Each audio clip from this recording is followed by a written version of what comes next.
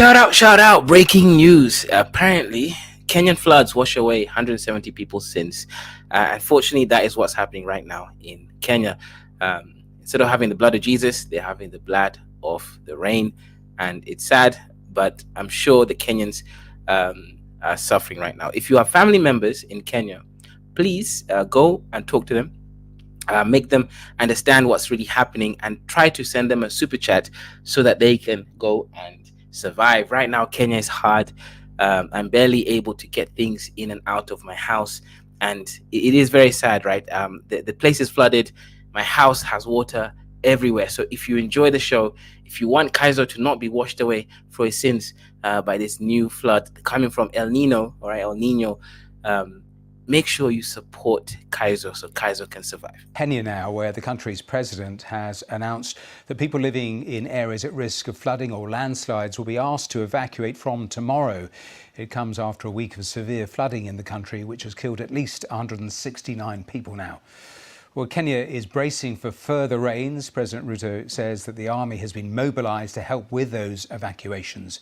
In the Rift Valley, an overflowing reservoir washed away part of a village, killing at least 4. That's terrible, right? A part of a village, an African Kenyan village, has been washed away. This must be the second coming, right? But comedy aside, this is a very sad thing that's happening to some people in Kenya right now. I pray for their families that they may have whatever it takes for them to get over the family members that unfortunately have been washed away. So this is what's happening right now, right? I'm in a refugee camp right now. I'm out here, so I want to see some super chats so that I can buy good food. I'm tired of eating United Nations biscuits right now. It's not good and it doesn't taste good. But yeah, this is happening right now, right? This is climate change, as we've been talking about this for a while. Because of human activity burning fossil fuels, or rather Dwight Man's activity burning fossil fuels, we are now having irregular weather patterns. Africa is not supposed to have water, but right now we are having excess water, right? Africa should be dry and dusty. Unfortunately, this is not dusty, this is muddy. So make sure you support your African correspondent, Kaiser. 48 people. From there, here's our Africa correspondent, Barbara Pletasha. We've been following rescue teams today, which have been searching for bodies. One was found in the river over here. It was a 13-year-old girl, and another we know of that was found in a village a little bit to the northeast of where I am.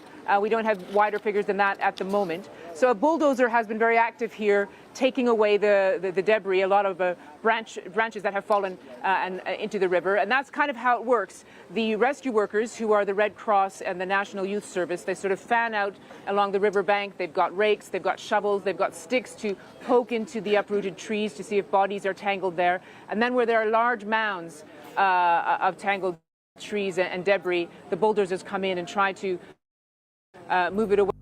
Now, shout out to Dwight Man for making this presentation, but I want to show you something more sinister. I want to show you how it really is directly from a Kenyan situation. I'm going to share my screen again, guys. This is not a joke. Kenyans are really struggling right now, so let us send them our money, not our prayers, so that they can survive. Right. Let me share my screen for a second. I think I've shared the entire screen. Screen one, sound. Right. This is disturbing, but this is the reality of what's going on.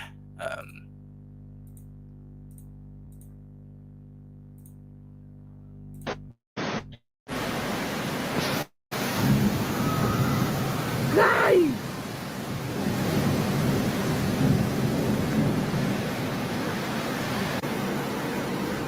Unlike the footage that the Dwight Man showed earlier, this is a business area. This is a real city, and this is what's happening to us. So I want to see $50,000, $100,000 so that Kaiser can escape this madness. Otherwise, Kaiser will unfortunately meet the demise under his sins being washed away. Shout out to the floods.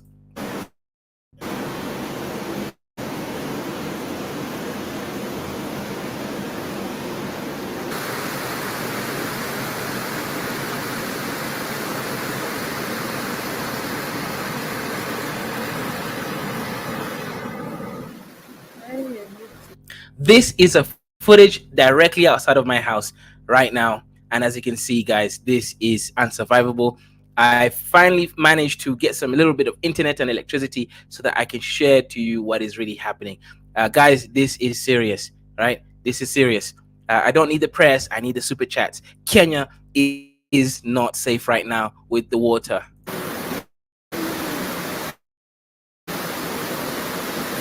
Flood lives matter. Flood lives matter. Oh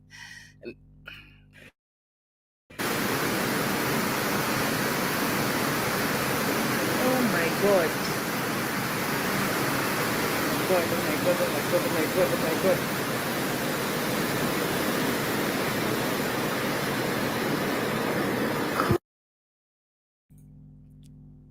Mr. 83, click the link, come up and join the discussion. I'm not sure how long I'm going to have power and electricity or internet for. So let's use this ability to discuss what's happening right now. As I said, guys, Kenya is now suffering, and we must send our prayers to the Kenyans so that their lives can actually grow and get better, right? That is what is happening right now, guys. Do not be scared, right? Do not.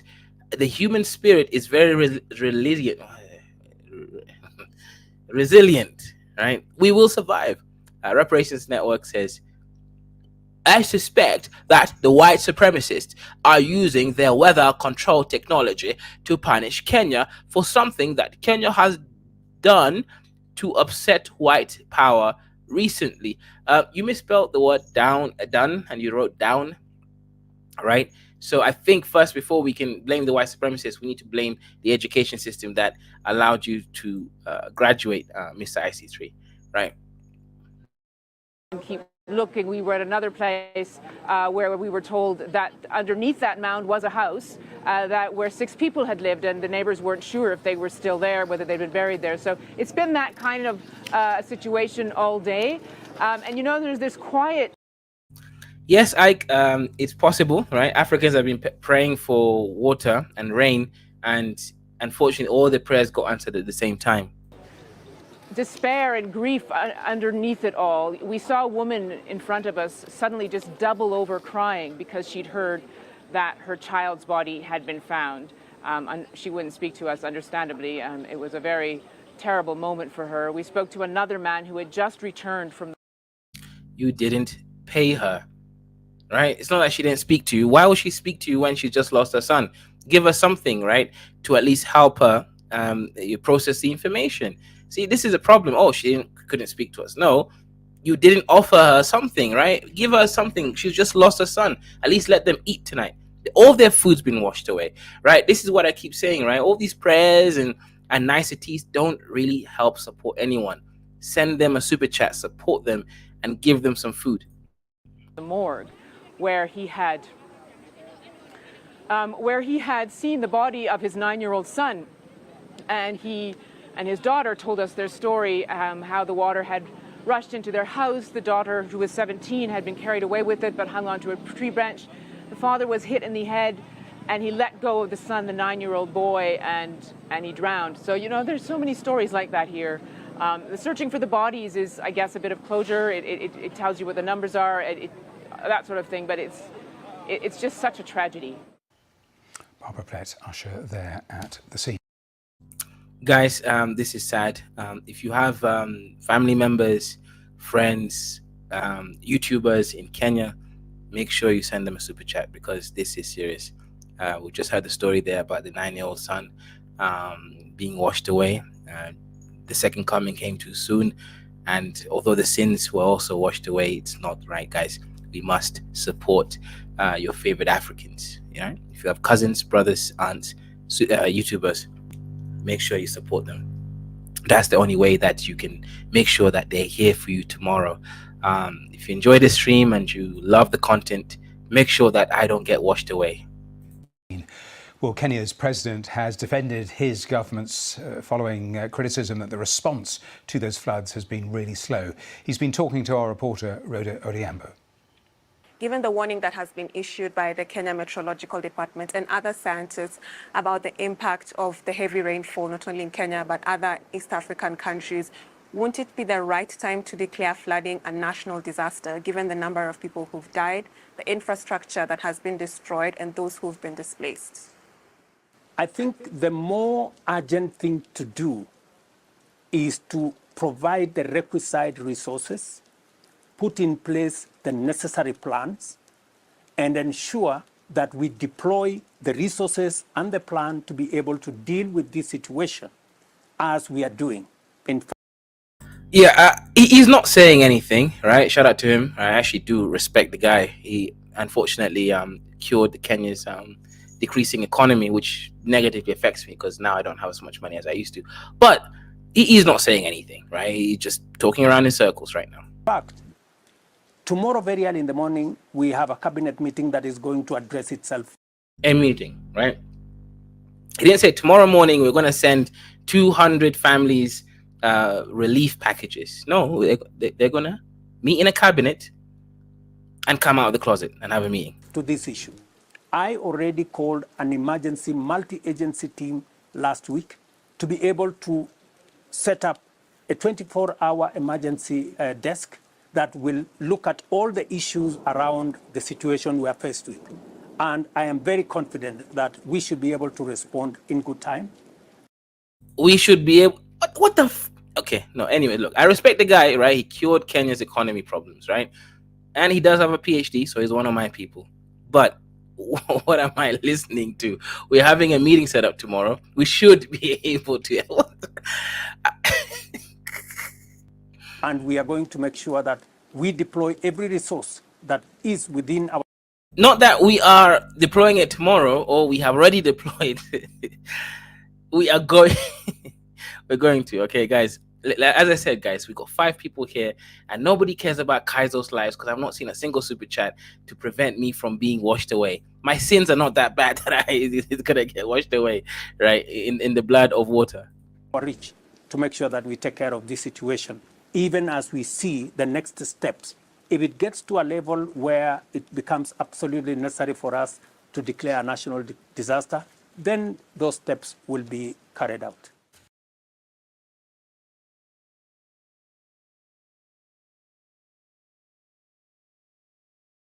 Yes, there you have it, guys.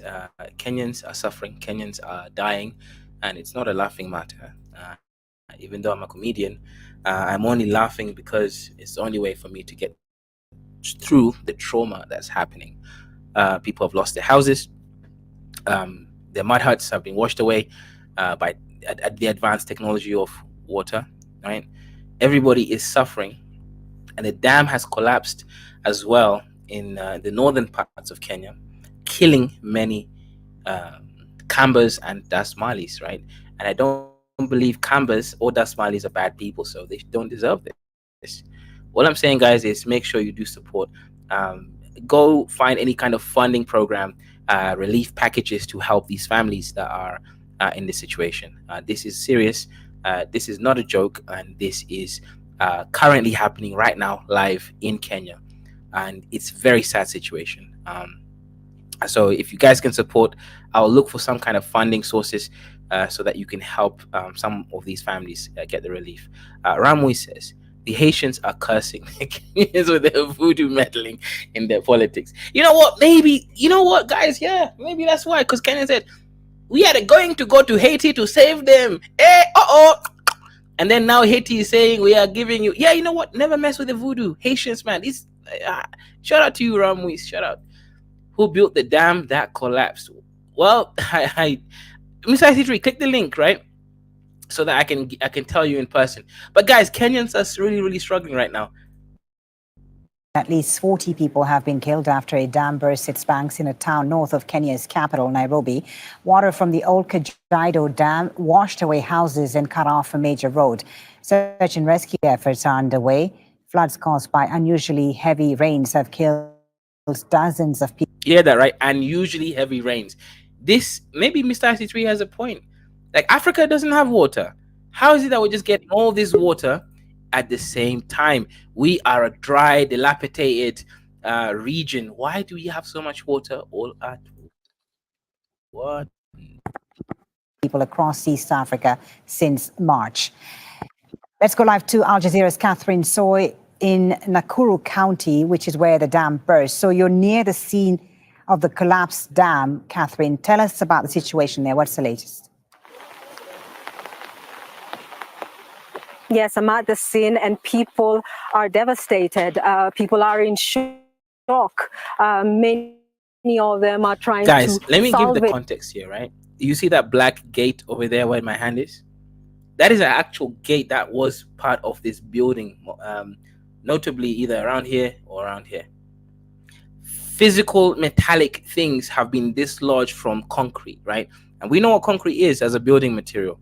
This is not a mud hut, right? Shout out to the mud hut dwellers, right? This is not a mud hut. This is a proper modern building that has been left dilapidated, right? What that means is these people will have to flee from their homes, right? And then when they come back, they'll find nothing because the flood would have removed the security aspects, right? They'll come back to nothing and start over again. This is an emergency. This is not like the thing that happened in 2019 because of some Chinese whatever it is, kung fu, right? We're not talking about that. We're talking about something real. Mr. IC3, why are you guys not supporting Kaizo? Kaizo is stuck. I showed you the image from outside of my house, and I was out there, and right now I'm stuck at the top of the building, barely surviving, but I'm not seeing a single super chat. Is it because it's not a Dusty show? Do you guys only use me for your entertainment? Am I a minstrel show? Go ahead, Mr. IC3. What is your opinion? The show is important, and you're working towards a solution, and you're providing a platform for a solution to the problems that Africa are facing. My position is that we have to go to the source of all this chaos and problems. It's all engineered in this modern world. It's not like the old world where, you know, these things, disasters did happen, but now with technology, they're well able to make disasters appear to be natural disasters. They can even engineer earthquakes by, you know, deep drilling, and they put explosive deep down and cause apparent earthquakes, but they're not earthquakes. So I think it was very interesting. What was it Ramos said? See, whenever I hear about these disasters, I always think, first of all, it's the white supremacists are up to something. They're up to something. And they kind of speak through disasters that they can engineer to make political points. So I suspect primarily the white supremacists. It's possible it's just nature just went out of order, you know, and over. No, I don't think so. No, that's my position. So therefore, Shut up. Got to deal with white supremacists and their control over the financial, political, and cultural aspects of the international economic system that they set up. Shout out to your opinion. So you believe it's a white supremacist with the technology for weather pattern changes. I do know some countries actually changed the weather patterns recently, and they were receiving flack for affecting other regions. But we'll come back to that. So yeah, there is obviously a technology that can affect weather patterns. So that part is it is a scientific thing that is not necessarily wrong. Simba, what's good? What's your opinion on this whole situation?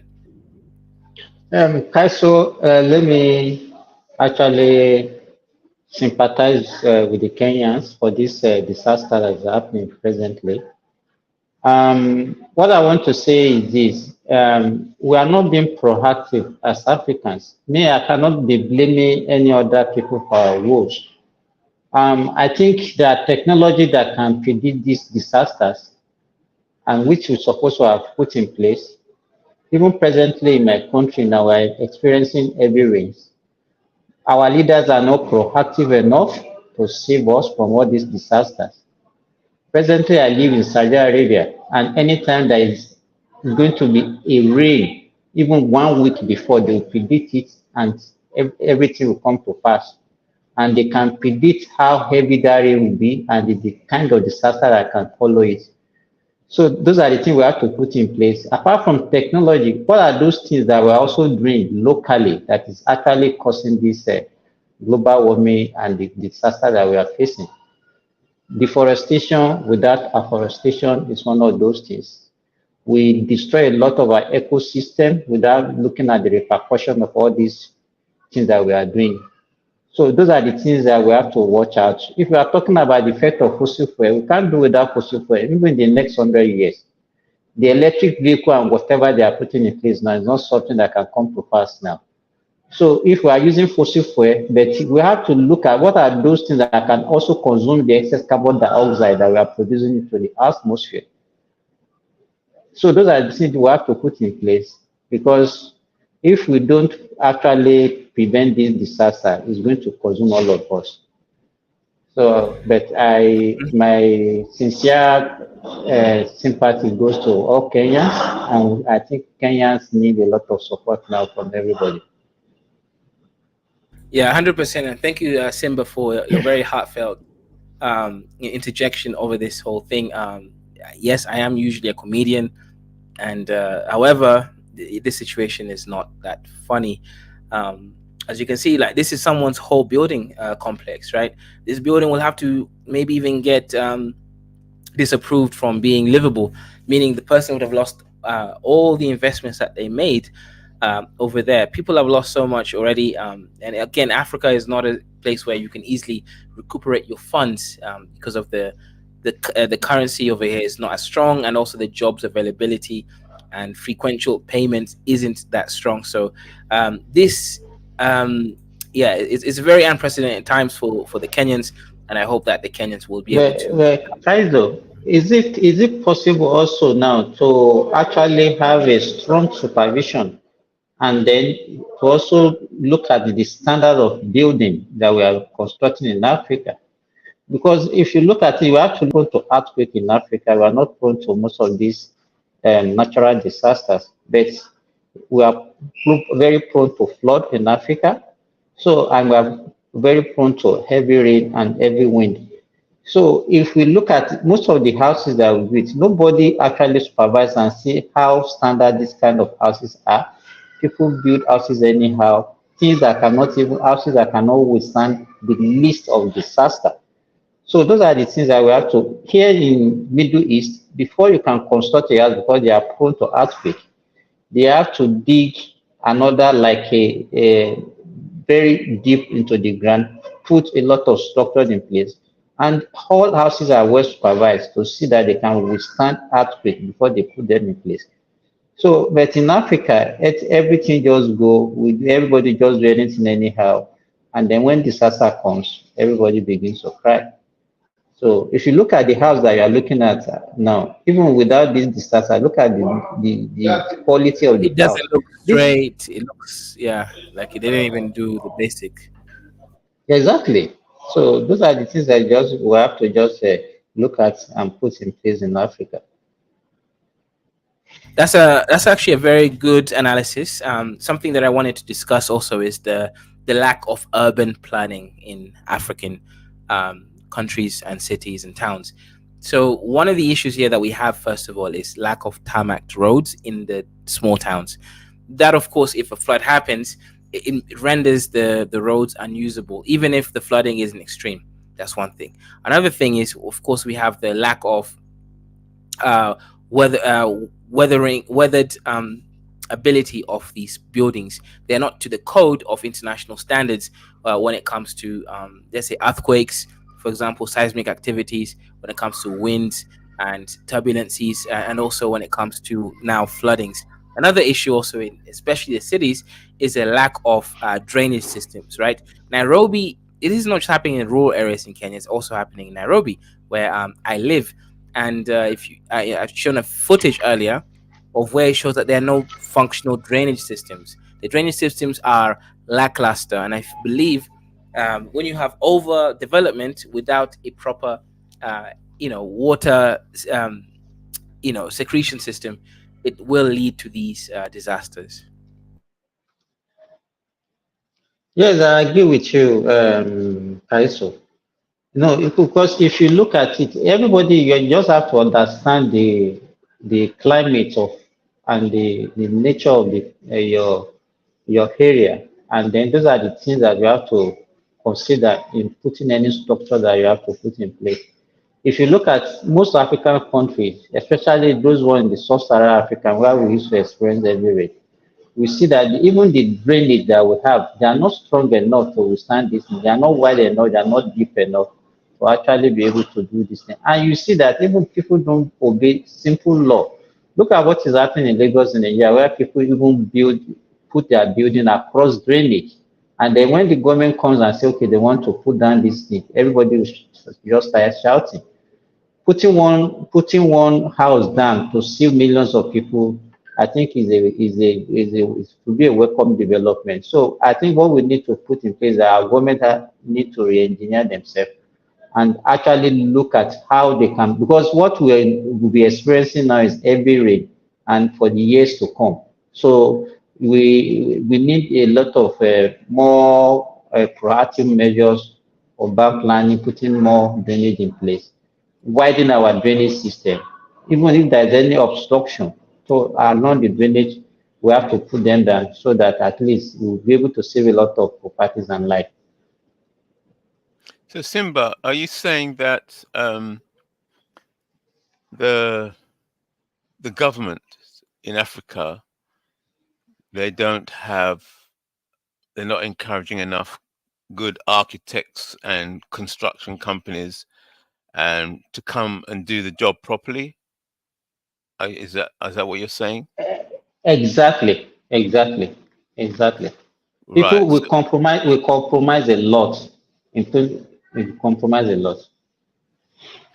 what and why do you think the African government do that? Is it because of lack of funds?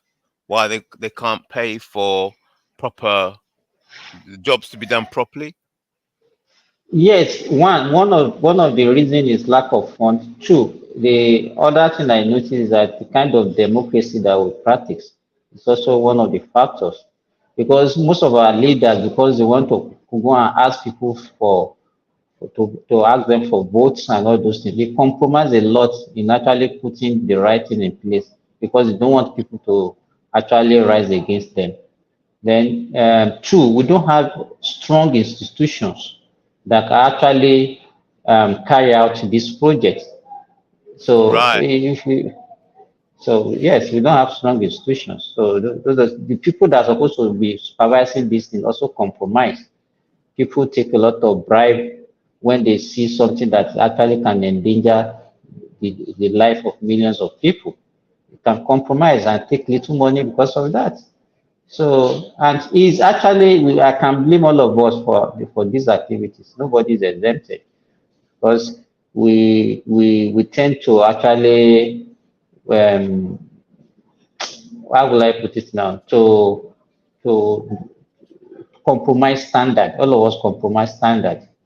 What is So required I to think build strong institutions? If I'd agree with you. Strong institutions allow for things to get done properly. So, what is the problem? Why Africa doesn't have strong institutions which would solve all these or manage these situations much better? What is it required to have strong African institutions? What is required for that? Do you think? Does anybody think? IC3, can I answer that? Yeah. Yeah, so we have to have increased manufacturing bases and centralize everything. So what happens with African countries is that the lack of manufacturing is the biggest issue with all these things. When you start to produce a lot of domestically, you can put a lot of things in place. For example, when many African countries take in like projects, I'm doing projects in Kinshasa, DRC. a pipeline of projects coming from Nairobi. We're also doing some in Kigali, but some projects I'm not involved directly. The one I'm involved directly, it's in Kinshasa. It's a very multi-story building, and the regulations there that they do when they build, it's crazy. But the professional aspect of it removed, things will be driven by manufacture.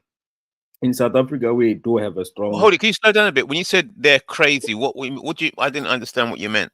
That Okay, so sentence. What is crazy exactly? so in South Africa, if you're from being an architect, I'm talking about urban areas that are well developed. I mean, Yeah. areas that are established, not rural area or informal settlement. We do have that aspect of it, but Yeah. just to make you understand, 41 million people in South Africa live in urban areas, like formalized areas, and we are 60 million. So Yeah. there's like roughly 19 million that are still in the settlement and unsettlement areas and rural areas. But let's Yeah. focus on the 41 million. So in South Africa, whenever you're going to build in an established formal area, there's a lot of a process to follow, from the from the town schemes, the QS, the project managers, the structural engineers, the architects, civil engineers. Like when we submit plans, depending on the area sometimes, but there's the general rules, like the general regulations that are common everywhere. An architect submit their plans. Most of the times, they also require the structural engineer to submit the plans, especially the traffic plan in terms of showing how the structure, from the structure, how you access the road, the services. The structural engineer will submit the storm layout, like showing the plan how the water falls from the building, Yeah. connecting it to the main distribution. But just to make you understand why I mentioned manufacture. So in South Africa, we put a lot of services are already in place before you come to build. So when there's the town planners and the civil engineers, they already put services to connect to the main distributor, so to the municipal, be it electricity, the sewage pipelines, and all that. So those things are already put in place before you come to build. What I've seen with Congo, for example, in Kinshasa, there's no main distributors. The services are very poor. The bulk services most of the times are not even there. And I'm talking about Kinshasa being the main city, the capital city. This is the top city in DRC. So you can see that the lack of that, I believe, the lack of services is because they have to import a lot of stuff. Meaning, if they were manufacturing locally, a lot of these services will be in place, because any country with the right systems in place, they can produce their own engineers, they can produce their own architects, their own project managers, and all that. And I think that's where they fall behind in terms of comparing to South Africa. And then when I'm doing projects in DRC as well, we use the Dutch and the British kind of like system in terms of building regulations. I don't really much, because I haven't done a lot of projects in DRC. I'm only learning now, but I do believe that they've got a very French influence there. But I don't think they really use it fully. Like, the regulations are really tailored around the French system. So they either don't even have an actual system, or they're only trying to establish themselves. But I do believe the manufacturer is behind all this. Once they start to manufacture a lot of things, they'll be able to put a lot of services on, because they don't have to import a lot of things, which cuts the cost. Right. So are you saying then that could it be that it's related to the currency, and that all the young people, the young brains, young minds, the intelligence are leaving Africa to go and put their talents abroad, therefore leaving a lack of skilled people to develop Africa? Would you say that's what's going on or not? I don't think Africa it's losing a lot of skillful brains. Africa just don't have a lot of skillful brains.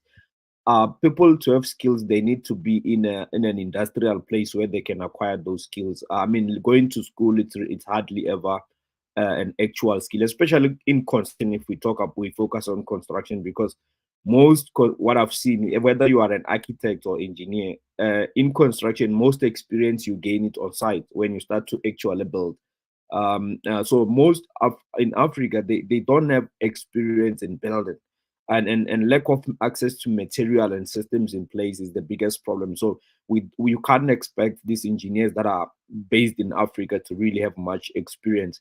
I've seen that white people in South Africa, that they get a lot of projects across Africa, and probably to some extent even black South Africans, but mostly it's white South Africans. I've seen that there's a lot of trust among the African government when it comes to the skills from South Africa. Mostly our engineers and architects, they do a lot of projects there. But what I've seen is that it's because we have got exposure. We have got, like, when I submit my drawings in DRC, I use South African standards, because basically what I've seen is that they don't have actual standards. They have like very low standards when you submit plans.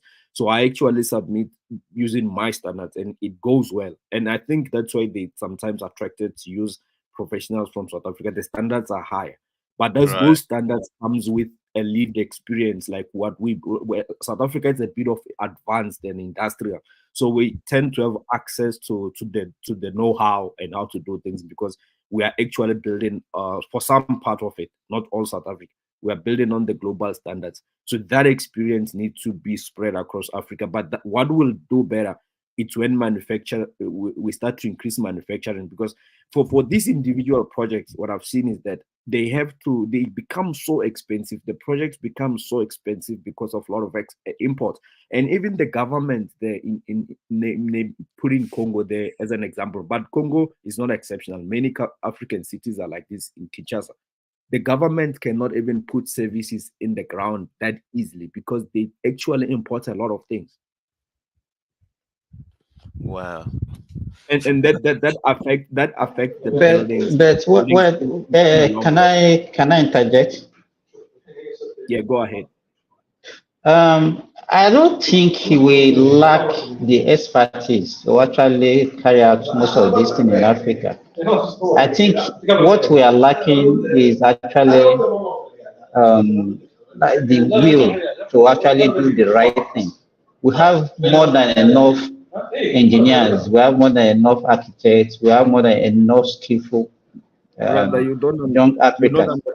Brother, you're not understanding me. You can, if you take an engineer from China and put that engineer next to a South African engineer, high chances that the engineer from China is gonna demolish an engineer from South Africa. Let's say it's a civil engineer. It is our work ethics as black that is the problem. Allow me to make a point, so then you will reply, because you need to understand what I'm talking about. An engineer in China, did you see the kind of bridges they build? They have been exposed to a certain level of advancement in doing the skills, and they are actually doing that. In South Africa now, you compare an engineer in South Africa to an engineer in Nigeria or in Congo. We are exposed to a level of advancement where we are actually building things, and we've got material, because our industrialization can manufacture a lot of things locally. Wait, Lozi. Can I make a statement? No, go ahead, finish. Yeah, giving us a lot of access into putting infrastructure into place.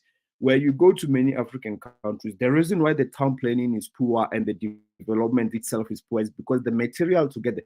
Remember, when you build, you don't just look at the building itself. There's so many services that go underground, and sometimes you can see them visibly on site before you even start to build. So many African countries, in the cities, when they build, there's no central distribution of services. Each building is very individual, from the sewage pipes, from the sewage lines to electricity to what else, to water. A lot of things are done individual on the building, and that affects the soil and a lot of things on the building. When you start to depend much on taking out the water on the building, on the site where you put the building, when you have a septic tanks also creating mold on the site, there a lot of things goes into place. And also the quality of material itself, the kind of steel reinforcement they use, the actual steel, the concrete itself, it's a lot. So when I say manufacture does affect the quality of buildings, I'm not making these things up. Okay, go ahead, guys. Yeah, shout out to those who decided to sponsor me, guys. As I'm saying right now, I'm standing next to um, my building that has been flooded. I'm barely surviving, so thank you very much for the super chats. Shout out to Caesar for £2. I mean $2, and then also Ramways for $2. Um, Lozi, there is kind of interesting though, right? But even in Kenya, the areas that were built by the Chinese, for example, the super highway, right? Let me go share my screen. Even that was flooded. The meaning they didn't have enough proper, water redistribution system. I don't know if I can find a video here, but there was actually the superhighway itself was actually flooded too. I'll look for the footages, but even the Chinese are Okay, not building standard okay. systems in Africa. Can I explain that, Kaizo, in details? Whenever you give foreigners or anyone a project to do in your country, especially foreigners, they're not gonna treat it like they do it for their country to begin with. That's normal. But here's the bigger issue: is this: when you see that highway, it's holding a specific portion on in Nairobi, but the surrounding itself as well. You find out there's lots of systems. There's lots of leakages on the roads because the systems underground, they sometimes are not even there, or if they not well put together. There's lots of blockage. We have experienced this as well in Durban, and to an argument, it's a mixed reaction of the old engineers that build a city like Durban and the recent ones, and also a lack of maintenance itself. Now, with Nairobi, you realize that many services, the possibilities, I'm not saying this is the actual fact, possibilities are the lack of services around the region in many parts of the city increases the leakage. I mean, not the leakage, increases the floods where the water is not flowing as it should because of poor services. Then even that highway will be affected. It could be that it's also inheriting a burden of other areas from other floods coming from the surrounding of Nairobi because of poor services in place. So, okay, so if the government is wealthy, then they can afford to have good quality infrastructure, like foundations, like you were describing, and then which would allow for better quality building work. But I think what you're saying is it's the manufacturing itself. But I thought it would be the government itself. If the government is effective and wealthy because of its policies and its management of itself and international affairs, um, then the government will be wealthy, and then it will be able to build and develop the nation, shouldn't it? Why manufacturing? Yeah. So when you use wealth in this regard, it's also. I mean, I get your point, but construction is one of those fields that if you actually can grow with machinery equipments to industrialize yourself internally, you don't need a lot of things to be imported. Construction is not like agriculture or a lot of like service, like other services where you need highly skilled people to come in as like assets. If you have got machineries and industrialization, you can actually manufacture a lot of things. I mean, from steel, concrete, and other material you need to build, you can do that locally. So it's about the government or a nation getting equipment, machineries to be able to start manufacturing locally. Then that will increase access to a lot of material. Then you will be able to put services in place. You look at that project, for example, that has been done, the gas pipeline between Nigeria. I think it passes through Algeria as well into Europe. I can tell you a lot of Oh 90% yeah. of that project is 90% of that project is carried by the Europeans, and even the material could be imported. Whereas Nigeria in itself, it has got material to be able to produce. It has got resources to provide the same material and manufacture that locally, but they probably don't have machineries to produce at that in abundance like how these for other foreign countries are doing. You look at China. China's industrialization has a lot of to do with the fact that today they're one of the biggest producers of steel. They produce a lot of steel. So so there's a lot of services that you need in developing a city. Lot of African cities I don't know how they build them. They just put structures without services. And the good thing is that Africa is not likely to experience natural disasters, but things are changing now, and they're exposing the infrastructure in Africa and how it was built. For the longest time, it was in the cage, but now things, I don't know if it's global warming or what, but things are being exposed a lot. And it shows how much we need, a lot of work needs to be done in terms of services. We just put structures without This is our services. airport, right, Lozi? This is our airport, and this is our city. Airport. This is what we're That's an experiencing airport. right now. Wow. Yeah, that's our airport. Yeah, this is literally that's an airport. Yeah, it's flooded.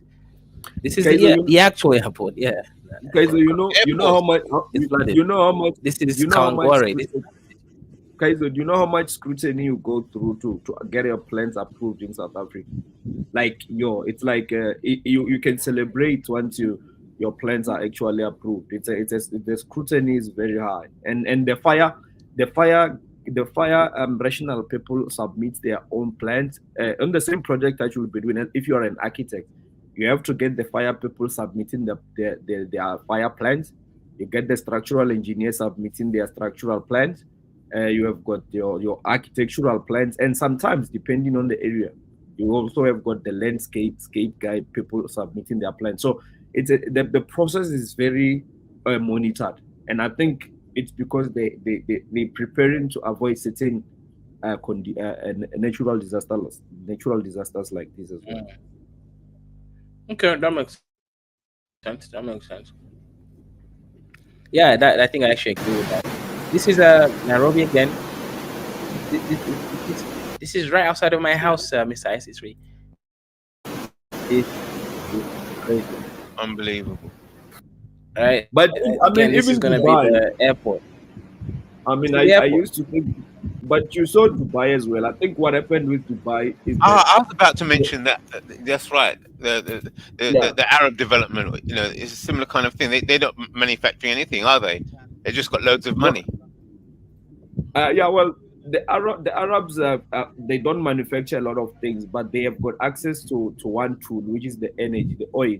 So yeah, they've got so much leverage over the oil, which they control, by the way, for most part of it. And you see how they fight for it. But I think with Dubai, Qatar, for like recently, Dubai was covered with floods. I think it's because they just built that city without expecting so much rainfall because of the geography of it. I think they ignore a lot of things. The services for like the city is not built for storm for like rainfall, heavy rainfalls. Let me tell you, at least currently I live in the Middle East. Because they don't experience much rain, usually they don't construct drainage. Because even if you construct drainage, there's nowhere for that drainage to drain. You understand? Because they don't have any flowing river or stream. Oh yeah. You understand? Mm-hmm. Yeah, What they are doing presently now to prevent that is to have underground areas where those water can be collected. So it's a very difficult terrain for them. If they want to channel the water, they have to channel it over several hundreds of kilometers, maybe to the sea, because there's no river, there's no stream that can drain it. Yeah. And it's very flat. The terrain is not high; it's very flat. No, there are some areas that they have mountains and all those things, but even the nature of the soil is also very hard, so it doesn't absorb much water. So any little rain can easily, yes, lead to flood. Yeah, I agree. So yeah, that place like Qatar and UAE, they are very difficult to really like, because most of the times they are dry and they don't expect the heavy rainfalls. It's just hard to build there. But African. But let me just make a little comment about what you just said about, the advantage South Africa has over other African countries. If you are lucky that, I'm very sorry to say this, that you have some whites among you. Believe me, because they have put a lot of things in place for you people to actually. look, that advantage in terms of manufacture, which Ah, I was explaining earlier on in terms of industrialization. But in terms of regulations, all African countries have adopted their former colonial knowledge to an extent. So you need to find bases to build from there because those people knew how to build. I mean, the same colonizers who colonized us were like all over Africa. The only difference, which I think you might agree, is the level of industrialization they put in South Africa. They continue to put as well the manufacturing base, which I started by tackling it because I think that's the biggest issue. Being able to access material, products and material very easy. That will increase proper building infrastructure in a lot of African cities, and they don't have that. They have to do a lot of import. And South Africa, it's one of that exceptional African country where even if we still import, but we also balance through like the amount of imports and exports annually. Most of the times they are more or less equal. So we take the stuff we take in are more or less equal to what we take out because of the manufacture base. So a lot of, especially construction material, a lot of construction material we get it domestically, and that's the part I was talking about. It's not much about the skills that much. It's much about having access to the material to build. The skills, yeah, Wait, what do you mean part having of it access is. to the material? Can you explain yourself, Lozi? Okay, so let's say you want to develop a city, Kaizo.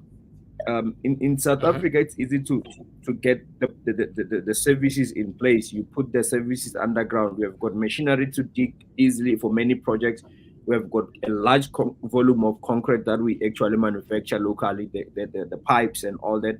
The steel industry as well, we manufacture a lot of steel. Let's say maybe locally, not at the level where we have to export. And some of it, we've recently, I think we are struggling. We have been buying to China, but historically, we have been doing well in also producing a lot of steel, cables for electricity, a lot of things, material, just building material, be it metal, sheetings, and all that.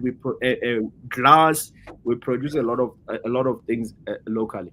That helps when you put services in place because the bulk services in when you develop an urban area, this is where a lot of money goes into, where you bring in equipment to dark up and open the area and put up the services that will take out waste and collect a lot of things out of the city. And even for stormwater, like for rainfalls, you need to have services underground and properly laid, so with proper material as well that will last for longer. I mean, you look at our old cities like Pretoria, Johannesburg. These cities were developed by the Dutch and the English. The services in places are still intact, bro. Like you dark up and you look at the kind of services they had underground. They are intact, and a lot of them can withstand the storm, the rain, the storm water. I mean, even Soweto, which is a township, has got proper services laid underground, even to an extent better than certain recent developed areas. So that level of putting services and having access to material helps a lot. wow, wow. Okay, So, but um, I think I disagree with one aspect. Then you can go on, Mr. SE3, right? You're making it seem like other countries in Africa are shitholes, and only South Africa has these systems, and I disagree. I think it's much more simple. Other African countries like to cut corners so that they can maximize on profits with the corruption. So they use substandard materials because they can pocket the extra change, as opposed to.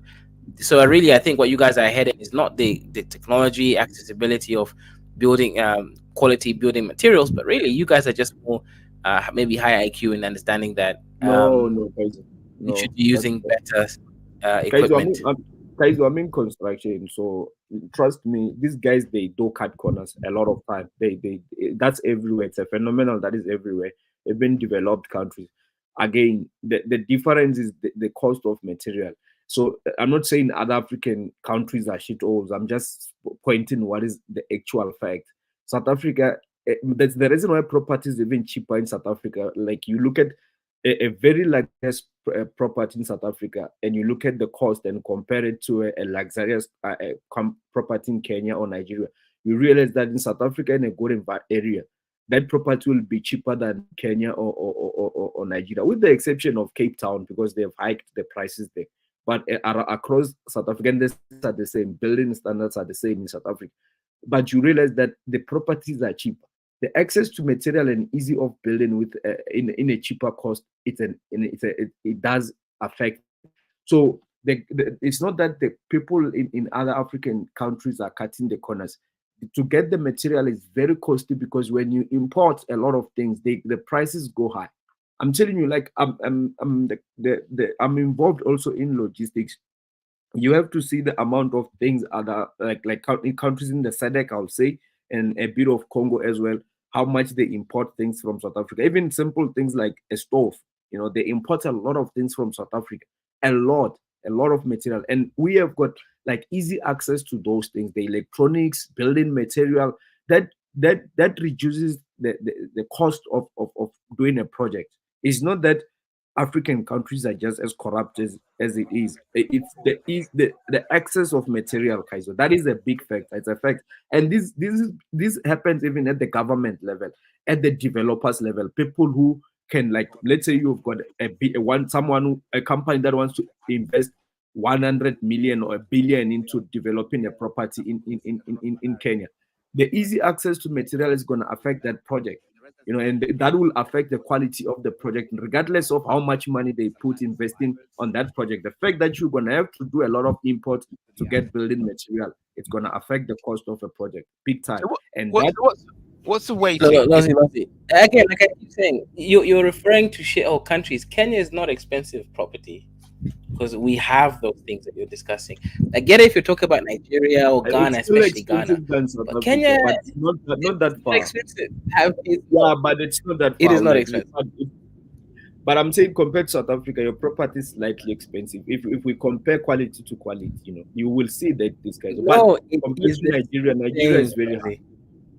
Lozi, you need to stop putting Kenya with the shithole countries, right? We are not more expensive than South Africa. That is, guys, I can tell you a property in Kenya, like of the same range of environment of like quality or luxury. Let me just say quality. It will be more expensive than in South Africa. However, not that too high as compared to maybe Ghana or Nigeria. I've seen that the properties in Nigeria are extremely high, and it just doesn't make sense. But I mean, I'm trying to explain to you the effect of importing material. Can you give me an average cost of properties in Ghana, in South Africa, so that we can compare with Nigeria? Okay, Simba, I'll give you an average, but you can also just go watch Tayo's channel, one of your Nigerian brother who came and did a lot of content around property in South Africa, and he compares with Nigeria, and this, it's not that skewed because you have to look at the quality and the average price. For example, you check Google an estate called it's called I think it's called Blue. What is the word, man? It's in Centurion. I'll think of the word. It's in a place called Centurion.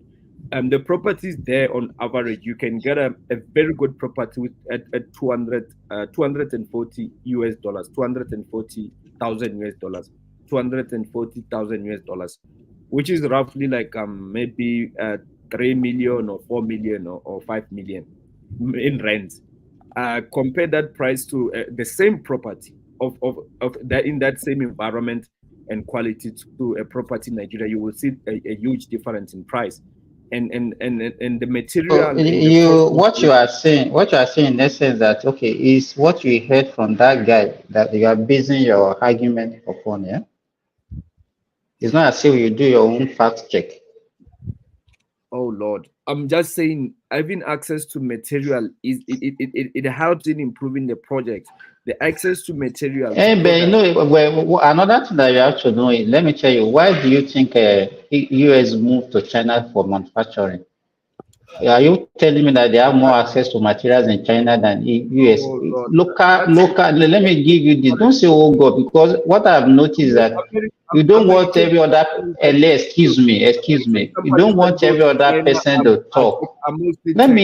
You have made your. Just wait. You look at, okay, what about the cost of labor? Cost of labor is one major factor in production. And you look at the cost of labor, you want to tell me that because most of manufacturers move from US to China because of cost of labor, so that they Hold can on. So manufacture cheaper. okay, so So are you saying importing stuff it's not a factor in terms of the project costing and having access I'm to? not disputing your factor, but you can't take that only factor in isolation. That's what I'm trying to let you know. I never did that. I explained when I started to say, I don't know if you just listening is a You problem. know, I think at this juncture we just let you, because you've been here and you are only talking. We are No, telling us what are the other factors. the problem with you Africans is this: you don't want to hear facts at all. That's Are the you not biggest a problem. African? What do you mean by you African? You're not an African I'm also. an African. Again, you don't want to hear facts. You have to hear like some emotional bubble. So your own fact is the only one that is available. You don't want every other No, person to bear their opinion. You want to just put are you your own opinion on everybody. Simba, are you in construction? Are you in construction for some reason? Are you doing construction project? If I have done a lot of consulting for No, myself. I'm doing construction projects beyond the borders of South Africa. I've done a lot of construction projects in South Africa as well. And what I'm telling you has a lot to do Okay, so with you can just be telling us about South Africa. Continue what you are saying. Okay, so Lozi, let me no, ask you a question, right? Hang on, Lozi. yeah. How much do you pay the average bricklayer, the unskilled laborer in a construction No, in South I Africa? don't like I don't like to announce my profession here, but I just like to say I'm in construction, but I'm not in like a contractor or someone. I'm No, not in I that get that, I position. get that. But as far as you understand, how much do you think the average laborer I mean, in a I construction mean, site gets paid? I can tell you how much in Kenya. It's 1,000 shillings. Maybe, okay, let's say yeah. 1,500 shillings. That's like $12 a day. That's like a full day, 9 hours of work, $12. What $12 Can a you, day? Sure, it's not. so if I tell you that it's not more than $3 per day in Nigeria, will you believe me? Yeah, so I do think Simba has a point. You can't take one. It's We just don't disagree with the fact, Kaizo, but Mhm. Kaizo, what is the most costing thing on a project? You think it's labor or material? oh, okay, okay, okay. Depends. So let me try to do the math, right? So, materials like cement is going to be a majority of the project, right? Foundations, as well as connections, right? So cement, turning to concrete. However, Nigeria does have a cement. They manufacture their own cement. I think the only thing they do import is steel, and the other sort of more tiles for kind of the luxury apartments. But they do manufacture their own cement, for example. Yeah, Kaizo, your point is that now you are centralizing across the building itself. I said earlier on when I started to speak, building a city, you have to put services. Did you hear me when I said that? The services, and this comes from like at the early stage of the town planning. The services are very, very important to the lifespan of the environment, the building, and how they can sustain and withhold environment, natural disasters, like in terms of heavy rainfalls. It's not just the building itself; it's the services that are the infrastructure in terms of the I agree with services. all of that. I Yeah. agree with all So of that. I don't disagree. okay, so that plays a huge role in avoiding certain natural disasters that you see, because a city is connected. It's not just one building standing alone. And I'm telling you that what I've seen with many African cities, being Kinshasa for my main reference, is that most they treat many development as an individual because they don't have centralized systems where the whole city is connected in terms of the services. So and that's just the situation they find themselves in. I'm not saying African countries are shit. So there's exceptions. There's cities like Nairobi. I think it's well built better than Kinshasa. Casablanca is definitely built better than many cities. I'm not saying this is a phenomenal for South Africa only, but majority of African cities are built like this. Yeah. Go ahead, I see. Yeah. So what is it that enables a nation to have good infrastructure, like the foundation? What is it? Is it only that the white man does it? Because you were talking earlier on that the ex-colonial, when the white man was building, he was building infrastructure, and you said that it's still going now, it still works now. So What is it that enabled them to lay down It's this the infrastructure and other people aren't? What's it, going on there? it's the manufacturing base, and this is very important. I don't know why we skip this part. Manufacturing base, but the Yes. colonies weren't manufacturing when they built up those infrastructures. So if you look at the apartheid government, let's focus on the apartheid government in South Africa. They were manufacturing a lot of things locally. I think even to an extent, maybe more than what we are manufacturing today. China is All giving right, us okay. a hands up. They were manufacturing a lot of things locally, and that probably takes I mean they take skills, of course, but you need to be connected and get a lot of support in other countries that have advanced. So the apartheid government got a lot of support in terms of equipment as well, and just skills, knowledge in many these Western countries. I'm not just like China as well. They got a lot of support from these Western countries that were already advanced. That's not what I'm just disputing at all.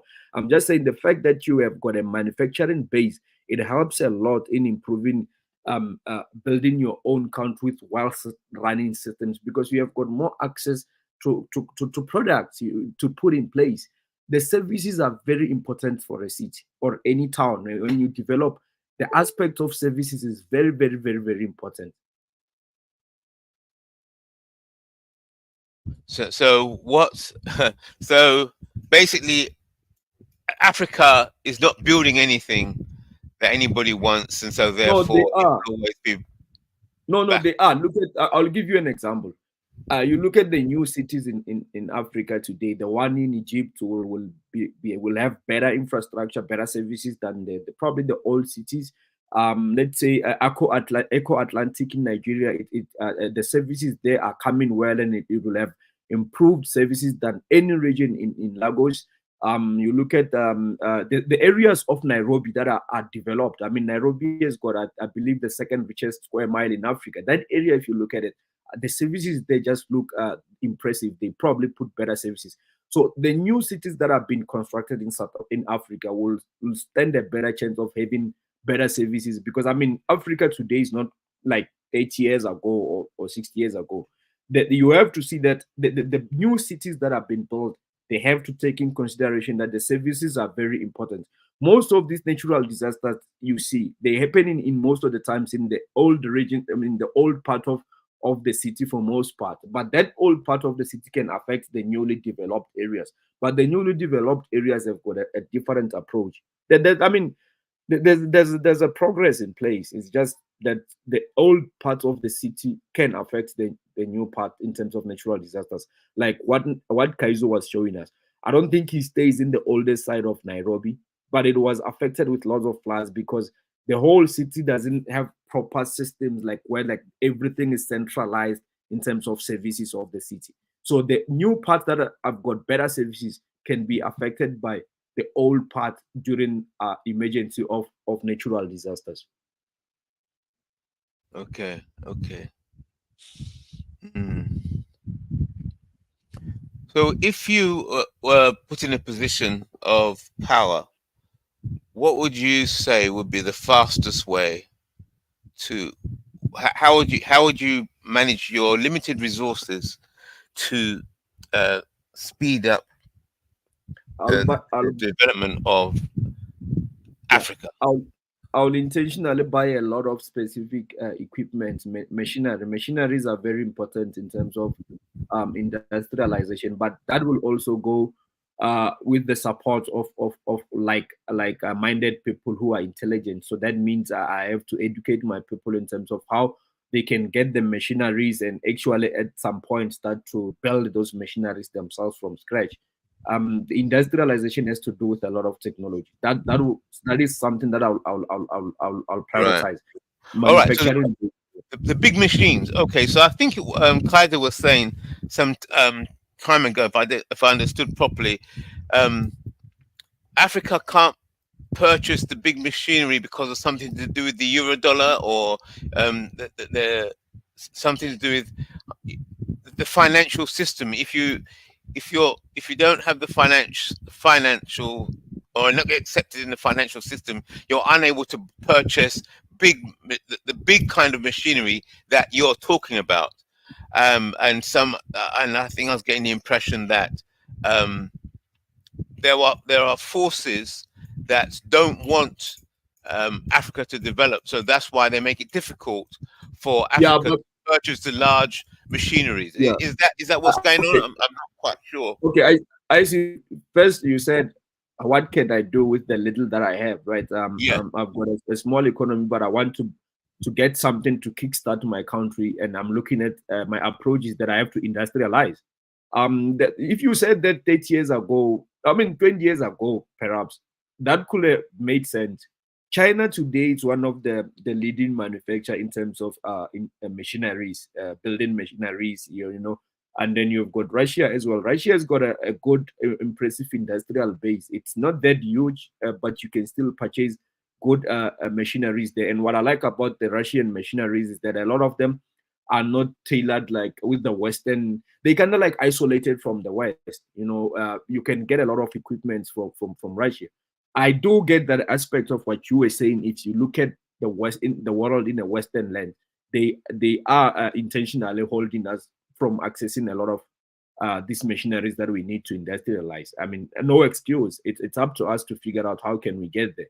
You know, the West is gonna do what the West is gonna do, but we need to find ways to get hold of equipment. The reason why we're not manufacturing a lot of these things domestically is because we don't have equipment to do that. We don't have knowledge to do that at the moment.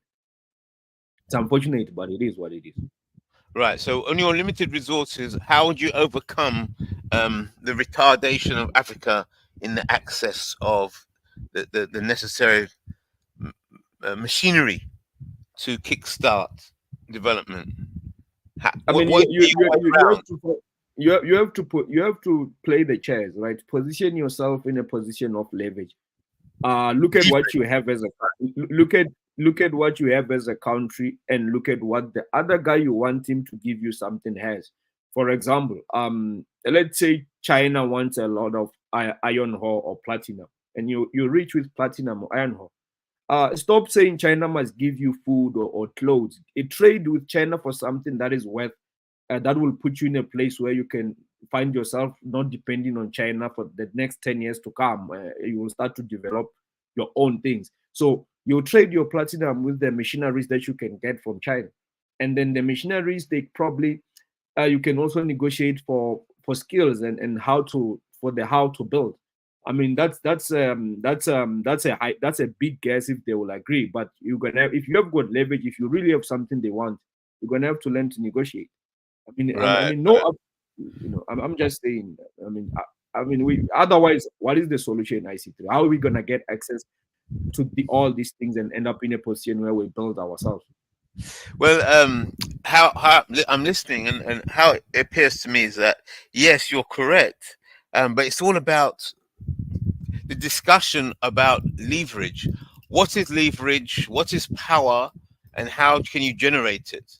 Because yes, you can say, look, we will give you this much gold if you give us this much machinery, and this much education on how to use the machinery, and then How to actually build them, not just to use them. How to actually build them yeah, yourself from scratch. Yeah. the knowledge. So obviously they're going to say, okay, Africa, we know you want to develop, and you need our machinery, and you need our know-how, and then but then they're going to say, well, all you have is what's under, it's the ground underneath your feet, but you got no knowledge, you got no heads.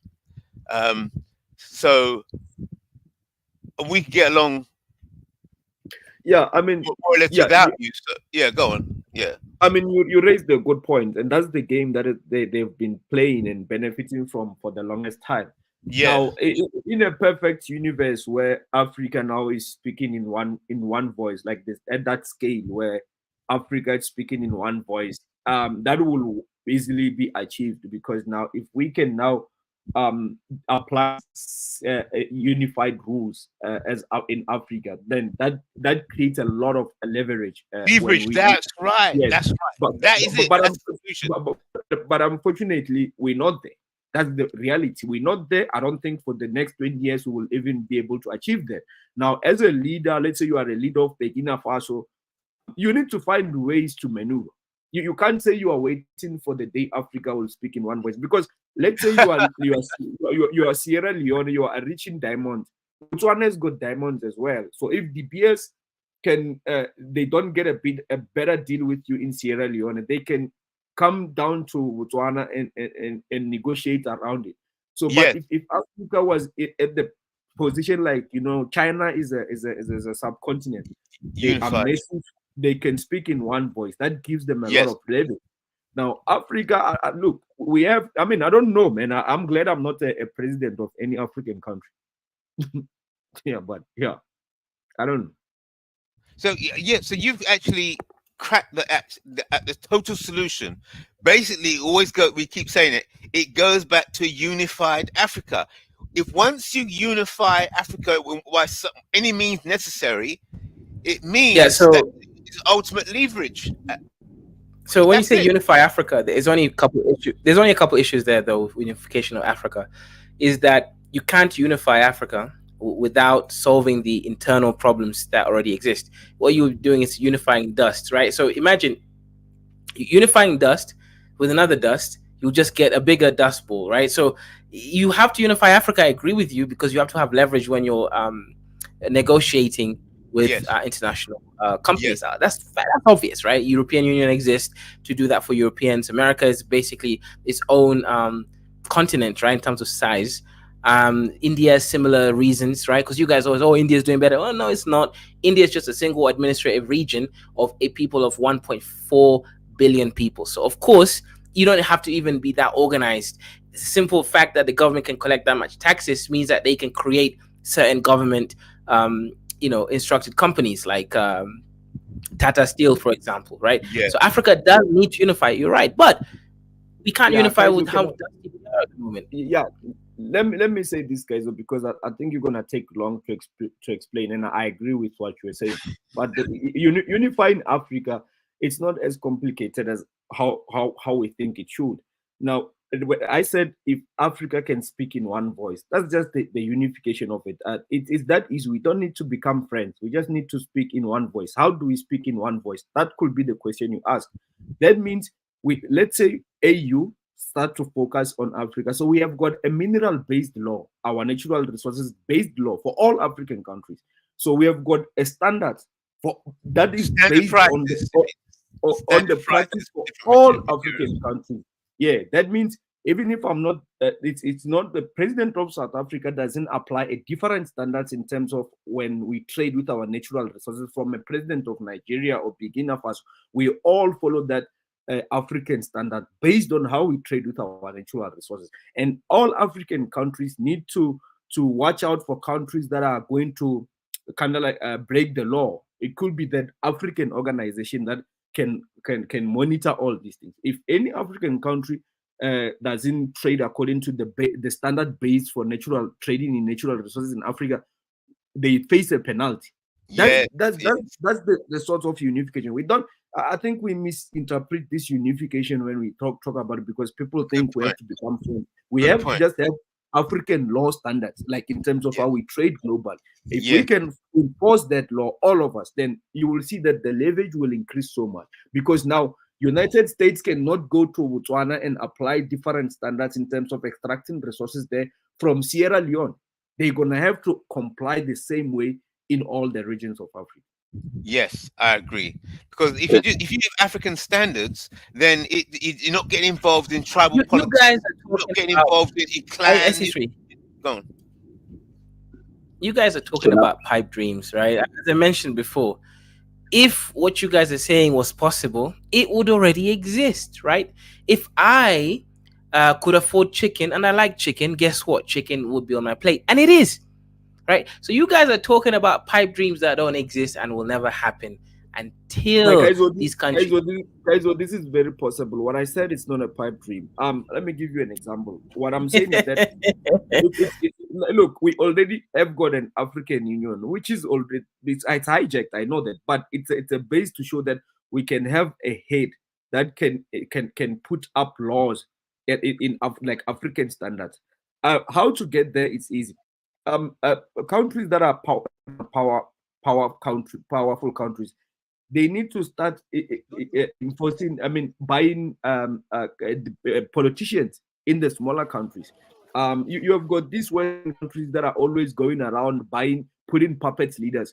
We need to start using the countries that are powerful, probably fund these politicians, put them in a position in those countries where they will push your agenda in the respective countries. And probably the ideology should be around having African standards. It's easy. I mean, we have to get to a position where these things can be forced. It's not really a pipe dream. You just need to fund your own politicians in these respective small countries, put your puppet leaders there, and push You your just agenda. have to, you just when I say pipe dream, I'm not saying that there are real technical okay, let me give you an example, right? Nuclear fusion technology, right? That is not really possible because scientifically no one has really done it yet, right? So that one is hard because it's technically difficult. Okay, the problem with Africa's poverty and lack of organization is not a technical challenge, but it is an organizational challenge. So when I call it a pipe dream, I'm calling it a pipe dream because everything you said, oh, you just have to do this. Well, that just is actually a very big just, and it's a reason why Africa is where it is. We are not technologically advanced when it comes to organizational structures. That is literally our biggest problem. Guys, the Sahel countries, for example, Mali, Burkina Faso, and Niger, those three leaders were able to dance in the same tune and do very similar thing in just 2 or 3 years. They reacted very, very similar. That approach can spread across the continent. You can't say it's a pipe dream. It's something that can be achieved very fast if our leaders were really focused and if they can really focus. I mean, we can't keep living in a position where we don't have solutions or we don't speak. Can I chip in a little bit? I wanna chip in by talking about what is happening in Kenya, and then I'm probably gonna come back to this African and unity. This is what is happening Kenya. I wanna pledge my condolence to what happened.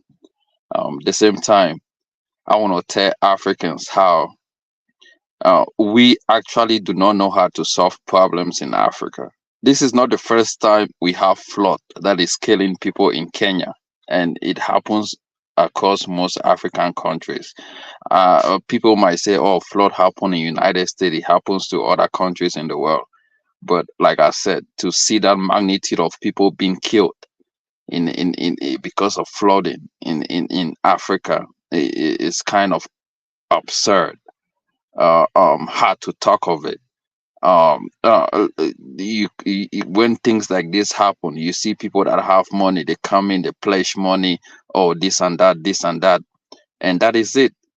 And the years go, days goes by. That is it. The next year, the same story. It repeat himself.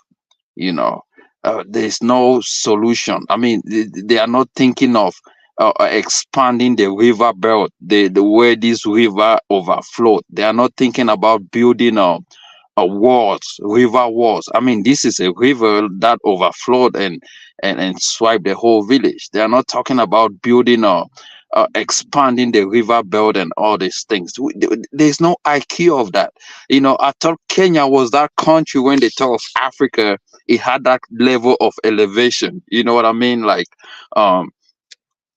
put it up there and say, okay, maybe they're a first world country in Africa, maybe they're a top notch. But to see some kind of low, stuff like this happening in Kenya, drought, flooding, is just, pissed me off and said, but where are our developing countries that we say they are developed in Africa? Why are they having the same problems like the other Yeah, countries that Judith, are not, it's you know? because it's because African countries are low IQ. I keep saying this, right? Lozi will try to, oh, it's because they don't have building standards. Lozi is trying to lie and say that African countries don't have building material. Nigeria literally develops its own concrete.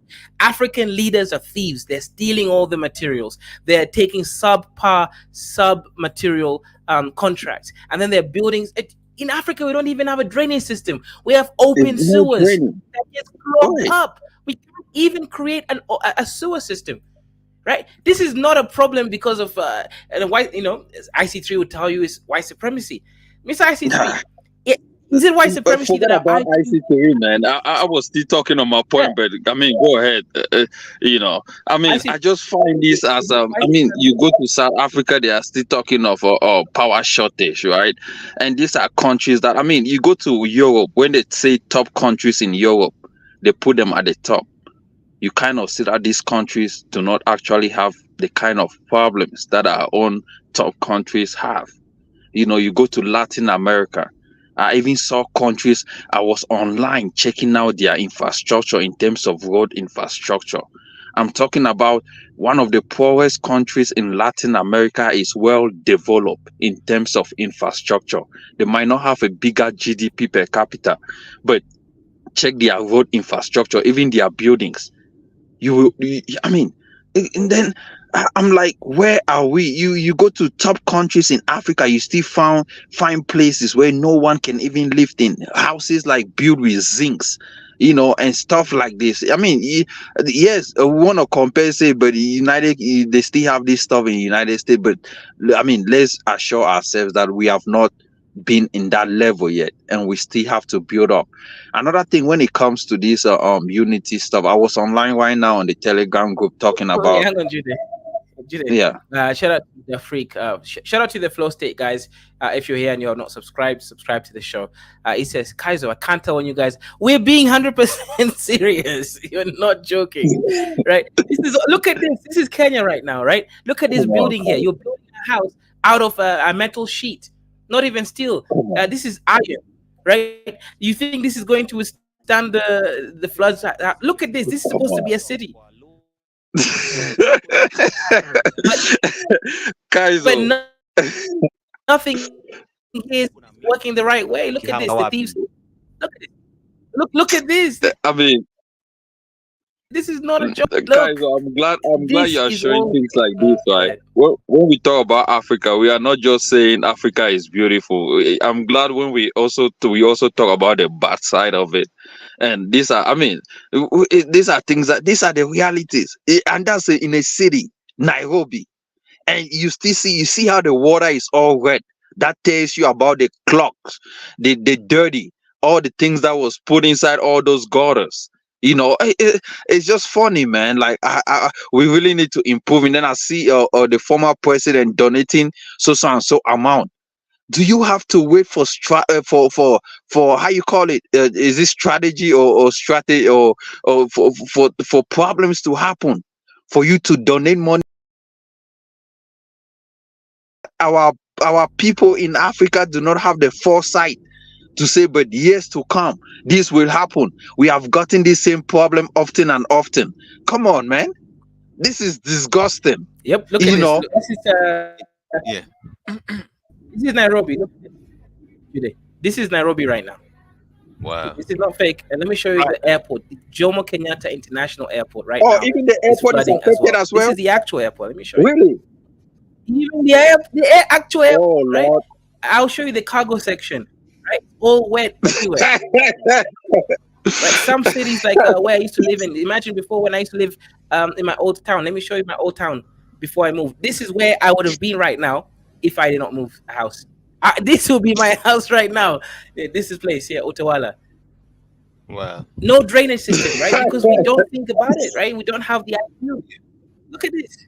But see, it's not for them to think about it. This is what the African Union was there for before it got hijacked. It's No, the African Union does not go to country. It's like saying you have a president, then the president has to go into state and tell the governors what to do. No, the no. African Union is a bigger body. You have got Yes. president. Yeah, it's a bigger body. It's not the president of Kenya. The president Yes. of Kenya, or maybe the county governor of that city, Yes. has an upper hand to do things for that county or the state. Yes. know, But remember, we said that the solution is right. When you is the unification of Africa by some means necessary. There's got to be an African standard. When there's Yeah, an but the African stand, unification of hold it. Africa, they are When there's an let me African finish. Let me tell standard, you what I know. I gold, understand what oil, you mean. diamonds, then there'll be the money and the organization to sort out the infrastructure. But the The huge organization, look, when you guys talk about unification of Africa, Africa is a bigger body. It's not the union, African Union is not gonna come down to every country and trying to find out, go all the way to little villages and find out. That's why you have presidents, you have the second tie, which is maybe the governors of the state, or the counties governors, or whatever you call it. And then down that line, you also have local mayors. These are the jobs of local mayors, to be doing this stuff. Like, these are the what you call the mayors in other places, or you call it what, local mayor, county officers, to be yes, you're doing these things. So this is their job. They have Yes. to be, the roles in Africa have to be well defined, and tell people this is your job. You have to take care of the housing, Would you road, agree, stuff like this. I got the point. But Yeah. would you agree that those mayors, when there's a disaster of some kind, those mayors must be able to call the central office? Yeah, but the Call central African office Union, should be and then like the African state, Union, like the state governor, and then from there maybe the president comes in. right. So Right. I mean, it's not just gonna go all the way to African Union, because the African Union is for the whole African continent. It's not gonna be down to like every country. It makes no sense. yes, but the channels of communication have to be faster when there's good infrastructure, and that good infrastructure comes by the quality of the union itself.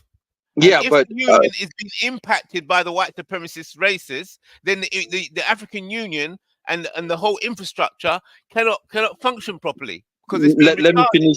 Let me finish my point. Then, I live in the United States. I remember one time there was I live in a city which is like in a valley. I remember one time they had this wind, this what is it? This kind of smoke that covered the whole city. So it Smog. was hard for, yeah, it was. I think it was pollution. It was hard for people to breathe. It was, they even advised people not to go out. Most people call out of their jobs, right? But the president of United States did not come down to Utah. But this was a bigger issue in the state. But he did not come down to Utah. Even most of the time, the governor did not make any statement. It was the mayors that were actually involved in these things.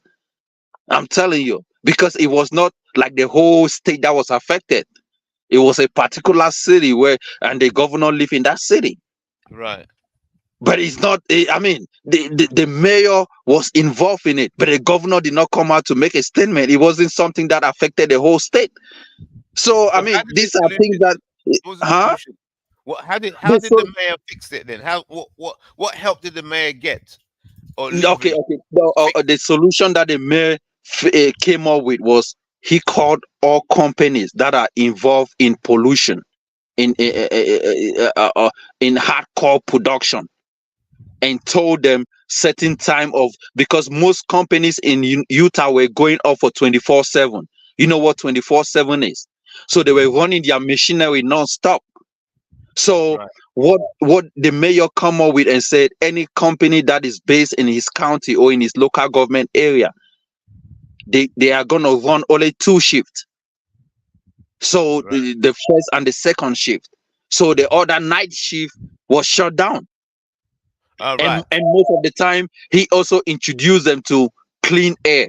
Most of the time, the air, they came up with certain infiltration.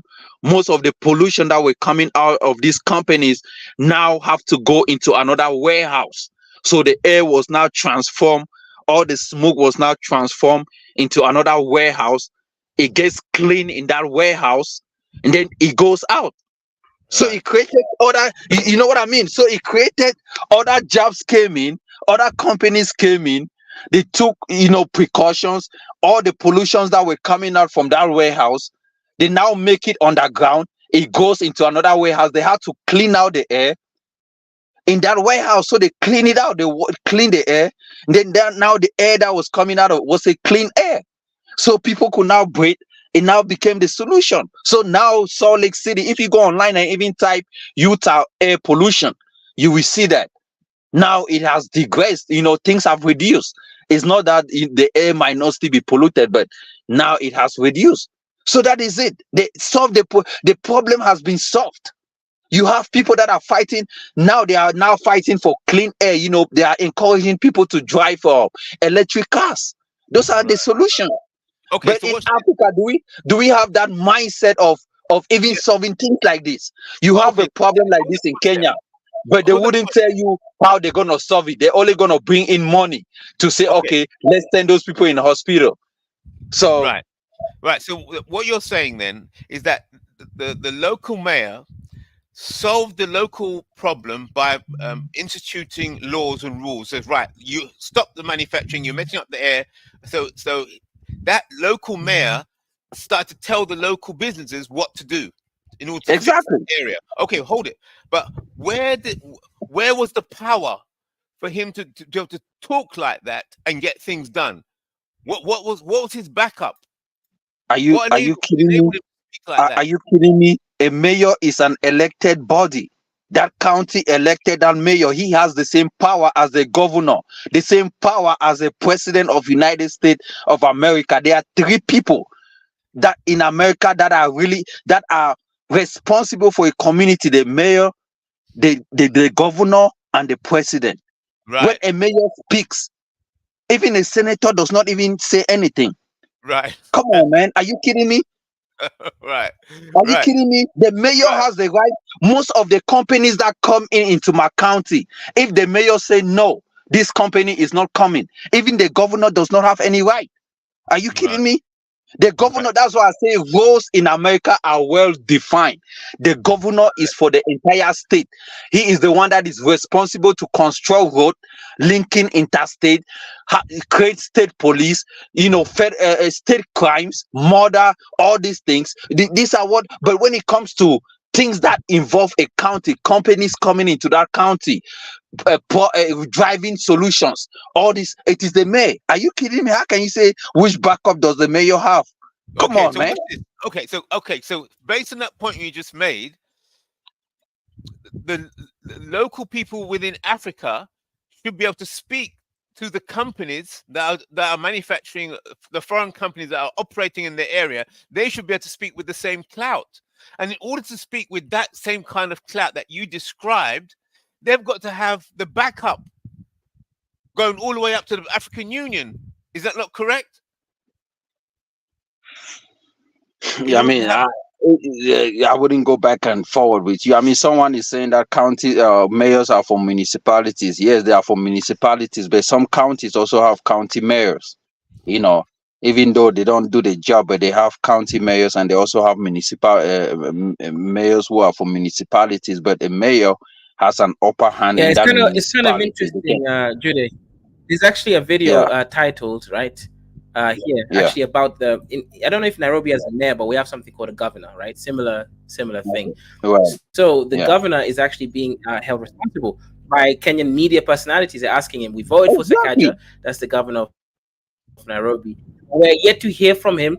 As thousands of people have been dislodged from their homes. Hundreds of people have already died. Right? He's nowhere. He's not on the news. He's not talked about his plans or what he's going to do, what he's already done, who he's rescued. It's just remained silent. What's his name? Exactly. That is a bigger problem. If he is like the mayor or the governor of that county, he has to be well responsible. Because he is the one, the president does not have any right to even intervene in that process. But because African countries are so small, the president want to take everything into their own hands, they have to involve. But based on this flooding stuff, is left on the hands of the governor. because he's the one responsible for road infrastructure, community problems, any Right. problem in that county, all this stuff. Even the African Union, this guy is talking about. Why should the African Union be coming down all the way to county or local state to talk about these issues? The president should be involved in international policies, countries to countries, business to business, Yeah. instead of intervening on little things. Right. Right. I mean, if a president want to involve in all the issues, then he's gonna be sick. That's why even in United States, the president, there are states that have been for how many years they have never seen a president. A president has never visited all the state in America. It just doesn't work like that. Even governors in a state in America do not actually even visit their whole state, because you have mayors that are responsible for the jobs that they were elected to. All the jobs have been roadmapped. There's a starting date, there's an ending date, there's what you have to do. Taxes goes here. This well defined. In Africa, we don't have well defined stuff. Maybe the governor does not even know his role in Kenya. He does not. Right. Right. So is that situation then, Kaiser, that the, the governor of this is responsible for all the floods that are taking place, and is that what's going on? Well, okay. When you say responsible, he's responsible for responding, not responsible for the actual floods. Yeah, he's So not responsible for the actual flood. Yeah. Well, it could be indirectly if he wasn't allowing the infrastructure to be set up properly. yeah, so IC3, this is an issue that Judah is actually making some really good points, which I think Lozi is trying to lie. Africa is corrupt. I'll give you an example, right? What will happen is this. I notice, especially the Somali areas. I'll give you an example. There's a town in Nairobi called Eastleigh, and it's a big city with like millions of people. It's a Somali city, actually, right? That place, they just kept erecting buildings, structures, but with zero urban planning. There's no water drainage systems. I would not be surprised if I type in Eastleigh right now to see that the whole place is flooded. Right? It floods even under normal circumstances when there's no heavy rain. Why? Because what happens is, someone who wants to build and invest, right, in, you call them slumlords, right, in Africa, actually around the world, right? We have them also in Africa. Someone wants to make quick money and quick return on their investment, so just keep erecting buildings in places that have a high population. They don't talk about the distance between each building. They don't worry about the drainage system. Do they even have a sewage system? They don't even have water availability in Eastleigh, for example. However, the governors and the ruling local government structures keep taking money, bribes, in order to allow them to just keep building structures to the point whereby the city becomes dilapidated by structured, under-planned development, which then when you are hit now with a natural disaster like this floods, it now just ends up collapsing the whole system. So that corruption has nothing to do with white man, Miss IC3. That is African, to be greedy and to have a bottomless pit that never gets satiated. Well, I want to challenge that, because to set up proper infrastructure and to have good governance, then that requires good money and good management. And if your state has been captured by foreign entities that are interfering in the development and retarding, making the development of the country or nation retarded, then they are indirectly responsible for the lack of infrastructure of the nation. Exactly. Do you know that these states are being paid allocations? They are being paid money like every year from the state coffers. Go ahead and take this and build your county or build your state. Do you know? I mean, in Kenya, that's what it happens. Most of these governors or they receive subventions from the state. Subventions help them to run their state. I mean, these are things that is not a president that is going to be coming down here to do flooding or solve the problem. I mean, you have to know the problems of your state or your local county or your county And you also have to know the solutions of it. We are not talking about cosmetic solutions. I mean, if you have over 100 people dying or over 50 people dying, that's something that you don't have to take lightly. In Africa, we take things lightly. 100 people die is not a problem. 50 people die is not. There should be a state of emergency right now as we speak in Kenya. Maybe they have it already, but I'm not sure. I mean, having over 50 people dying, come on, man. No, they don't have. I think 200 people have died now in Kenya altogether. And They don't have a state there's of no emergency. state of emergency. No, they're having a meeting tomorrow to see if it's a state of emergency, right? So this is the issue, right? Look, Mr. C3, let me ask you a question, right? White supremacy. Don't you think that without the white supremacy, we wouldn't have roads? Right now, we just have this mud lodges that wouldn't even allow traffic in floods. So we should thank the white supremacists Exactly. for building Kenyan roads.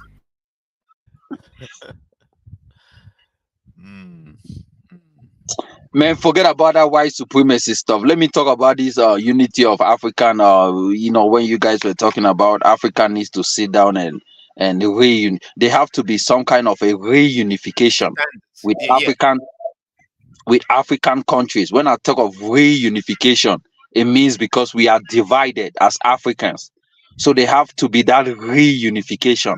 Was there But unification now, before? huh? Was there? You said reunification. Was there unification of Africa before? I don't think so. Africans were united before the white man came. We had empires, but without empires, people could still, we did not have problems of this country, this country, this country, this country. We had empires where people could still think the same in terms of cultural religion. We could still think the same. We could still think the same in terms of education. But now, because of colonial mindset, we now speak different colonial languages. We want to think different. We want to align with countries that colonize us. The French African countries align with France. The English African countries align with British and United States. The other ones align with Palestine. The other ones align with Muslim countries and all of that. So we are more divided. So for Africans to unite, we have to have a common enemy. Because right now, we Africans in general do not have a common enemy. We do not know who our enemy is. Some people say it's white supremacists. Others we say it's the Palestinians or Muslims or Saudi Arabia. So we don't have a common enemy. That's why you see countries in Africa, some we align with Palestine of what is happening. Others we align with Israel. Others we align with this. But if we had a common enemy and say, okay, we are all Africans. Let's forget about this religion, Christian or Islam religion. If Palestine is our enemy, it should be the enemy for the whole African countries.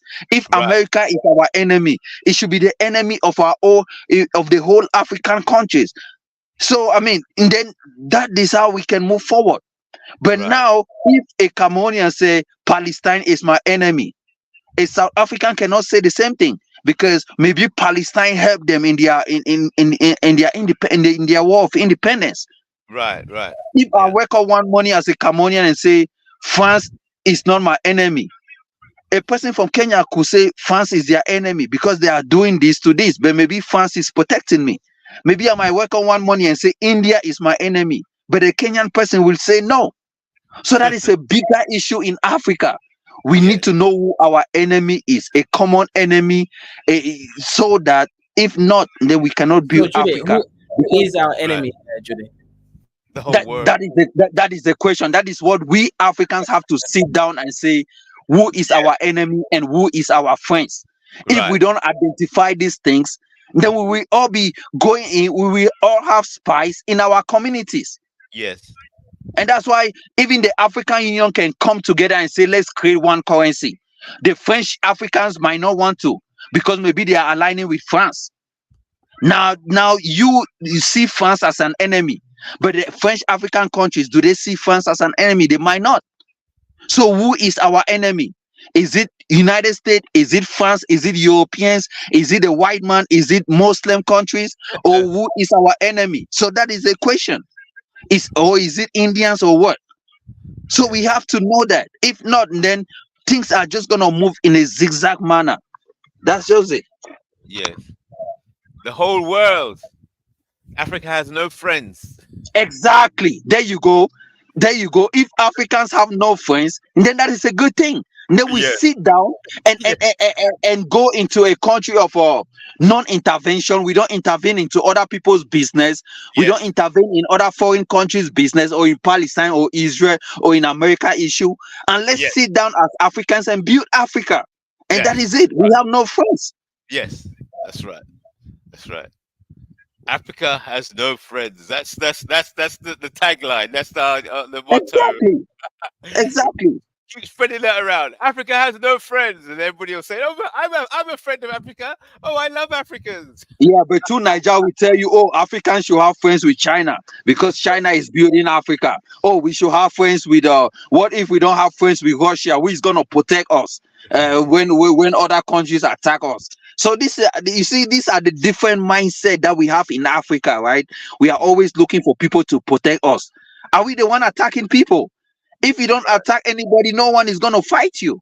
That's right. That's right. So are That's you right. telling us we cannot That's protect right. our own resources from Europeans? Good point. Good point. Because if you say that you're a friend of this nation, and then this nation gets into a fight, then you're obliged to join the fight. Exactly. If you just say, hold it, no, we have friendly relations, yeah, but I'm not your friend. But Africa has no friends, but we can do business. But if you get Right. into a fight, we're not involved. We're not involved. We're just here Right. to do business. We got Yeah, no friends. but Africans are too divided, man. One man went to Mo's panel. I think that was it was say yesterday, but it was yeah, and they kicked me out of it because they say I was a Cameroonian. I could not talk on Nigerian issue, right? And Oh, that pissed me off. They call me a foreigner in that panel. A right. panel that is online that people are actually foreign other Africans want to even come in and actually talk on your panel, and you call them. And this is like I said, most Africans, most Africans in general, when they Yeah. come on panels, they talk about issues, but when they go on their different places, they want to keep that circle of, oh, I am Nigeria, I am South African, I am Kenya, I am Cameroonian. We don't have the right to talk this about this. You don't have the right to, you are not from here, you cannot tell us what is going on. And that look, Kaiser, I'm telling you for a fact, we are never gonna get it. Kaiser, But Africans are never gonna get it. And that's Judy, just it. well, Judy, you already set the solution for that, because what you're saying is, earlier on you talked about the mayor and you described the mayor and all the different systems very, very well. You described it, and you've already presented the solution. What you're saying is, leave the local people to settle their local issues, and there should be a higher order. So, like you're saying, you should be a member of I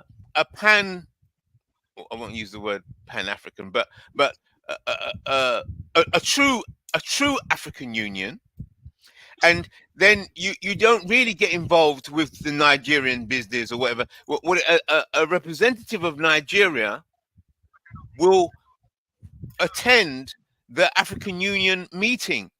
Yeah, so you wouldn't get yourself involved in that. You don't need to go to their forums. Let them talk. It's local business as far as you're concerned. So when you come on this forum and you're talking, are you from Africa? No. Oh, okay. Are you in the African Union? Well, I'm here on Kaiser's panel because this panel, this forum is all things African. He has it in his intro. We're going to talk about all things African. Yeah.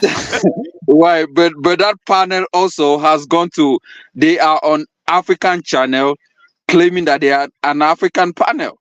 I mean, they are on a Telegram group that I'm part of it, and they say they are an African panel, and they are encouraging other Africans to come on that panel as well. Right. So they should advertise themselves properly and say, look, this. Right, so they advertise themselves on this Telegram group that I'm part of, and they say they are an African channel. Right. Well, then. But when other Africans go there, they buy them out. and said they don't have the right to talk. Right. Well, that's disorderly. That is chaos. It's bad management. They're advertising what they're doing incorrectly, so therefore it results in chaos and bad feeling. If You you're doing exactly. if you're doing a panel that's just for Nigerians, then say that's what it is. It's a Nigerian panel.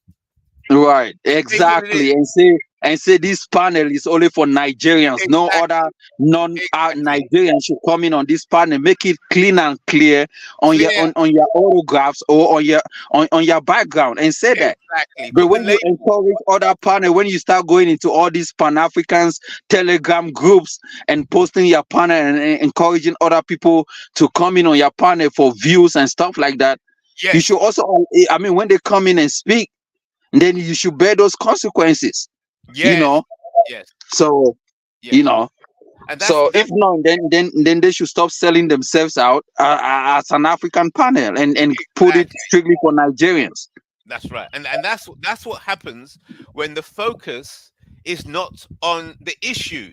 That you're focusing trying to get more hits and more views, and therefore you're just driving in more chaos.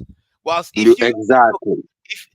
So it works against you. Whilst you get higher quality if you're clear on what you're about, and then you get people focused, and then you can come to solutions. Otherwise, you're just attracting problems and attracting confusion. Never get it. They will never. They are so myopic, so short-sightedness. Yeah, I mean, yeah, I've seen them. I'm part of it. So short-sightedness, so mumu in their own form, in their way they do things, so myopic. You call me African because I'm telling you the same problems that is happening in your small Nigeria, the same issues that is happening in Kenya, in Cameroon, in South Africa, in Gambia. Just because it's coming from a Cameroonian, from a non-Nigerian, it's a bigger issue. That we will never get it. It will take us 100 years. And this is the thing: people forgot that Africa is a blockchain. You know what a blockchain is? A blockchain is we are attached to each other. Cameroon share border with Nigeria. Nigeria shares border with Niger. Cameroon shares border with Chad. Chad shares border with Sudan. Kenya shares border with Ethiopia. Ethiopia shares border with South Sudan. All these countries. So at one point in time, what goes around comes around. I mean, now you have a terrorist group in Nigeria called Boko Haram. It's also affecting Cameroon.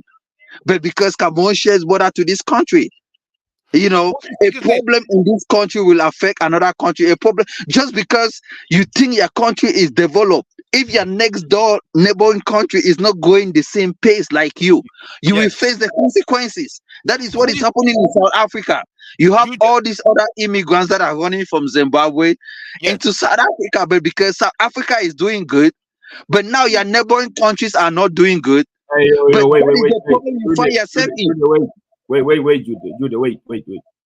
it's not our job at South Africa to resolve the issues of Zimbabwe. It's not your job, but if you cannot encourage no. What we can do is to guard our borders. If you force yourself into our country, we need to start shooting to kill. That's it. We don't have time for this. Oh wow! So you want to shoot Zimbabwe to kill them? No, of course. Why you look? Every country has got a problem. No. We can't be blackmailed to resolve the issues of other countries. We have got our own issues, bro. Come on now. So what do you think of this? What do you think of that? Is there a place on the internet that is a virtual African Union? Is there a virtual African Union, where a place where each aspect of Africa has its own department? So maybe it could be Nigeria on Wednesdays and Ghana on Tuesdays, and something like that. Where this is the space, Mr. IC3. We talk about all African countries. Exactly. I mean, this guy is a confused guy, man. So one thing is that you have the Kazarian. This is kind of the this is not the space for that. This is the space. Yes, that's right. For that, and he picks which African countries he's going to talk about. When have you ever had Kaijo speaking about Burundi or Burkina Faso. That's true. That's true, Lord. You are right. I've made videos. No. I do speak in Burundi. Yeah, He's very specific. Kaiser was never talking about Chad, Central African Republic, Equatorial Guinea. Yeah, I'm not going to talk about the shitholes of Africa. They're not relevant. I only talk about the relevant countries: Nigeria, Ghana, that's the Kenya. point, Kaizo. You've got to be able to, if you're gonna operate like a virtual African Union, you have to talk about the small and the big.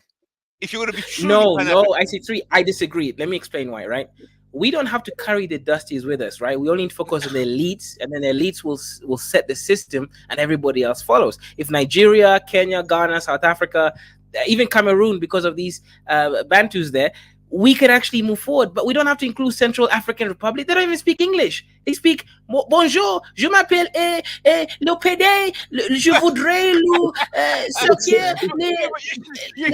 So are we divided now with colonial languages? Exactly. You heard it from the horse mouth. Wow, so are we divided now with colonial languages? So because someone speaks French means we are not Africans. Yeah.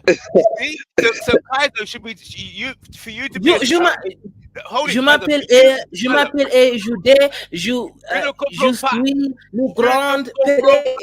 Is that what you want? So Kaizo, are you pandering only to English African countries? Exactly. Of course. You have to have a wow, standard. then you are not African Union then. Exactly. That's what I just said. You know, we need some a virtual African Union set up that shows the way. That will show the way. That will be so impressive. Just imagine a channel. Wow. There's a French there, German. Eventually you get everybody involved, but whenever you start anything, you need to only get the major players involved, right? There's a company, is it open to the dusties who are employed by the company? No, it's the board of directors. So think of this channel as the board of directors of the African Union. You have South Africa, you have Nigeria, you got Kenya, you even have Cameroon, right? Now, Jude and the Cameroonians who have impacted us on this channel, right? You have the relevant African countries that are discussing. That kind of language is not again is anti-African.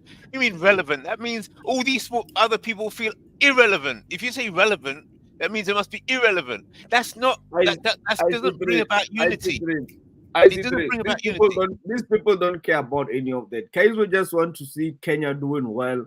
Do they just want to see Cameroon doing well? I just want to see South Africa doing well. There you go. You see that individualistic of Africans. There you go, Lozi. You are right. Nigerians just want to see Nigeria doing well. Yeah, that's. That's the truth. That's why I don't care about Zimbabweans. They need to deal with their issues. All I care about is my people here in South Africa. That's it. Right. Wow. So your people now is that landmass called South Africa. So any person out of South Africa is not your people. Exactly, Judy. I will trust another African country more than other countries outside Africa. But the only people I care about most, 100%, it's South Africans. The rest, they come second. Thanks. Okay, what about this? Kaizo? What do you think about this? That you set up maybe an alternative. I don't know. You set up this African virtual African Union, and then people are only allowed on as representatives of a section of Africa. So there's an issue. When somebody, if Judith's going to speak, he has to be introduced before he comes onto the panel. He has to be introduced as a representative of Cameroon. Yes. Or from Central African region. Yes, that's right. So when people come to the panel, then you have a representative from West African region. They become the representative. So when Lozi comes on, he is now the voice of South Africa. And I represent a panel like that. Then people listening hear about that place. They will say, "But wait a minute, is that Jude? Is he really a true representative of Cameroon?" And then they'll be fighting to get on, in order to say, "Well, wait a minute, I'm a better representative of Cameroon than Jude." You understand? Somebody will say, "I want to come on because I am the true representative of South Africa, and I think I'm a better representative of South Africa than Lozi." Then everybody will be fighting to be the representative of that section of Africa. I mean, that would be a brilliant model. That would be like a virtual African Union with representatives of every part of Africa. Now, if there's no French representative from a French speaking, we'll say, well, the space is there. The seat, no, like the seat. They have seats in the African Union, don't they? They have seats with the labels. So if nobody fills the seat, that's not your problem.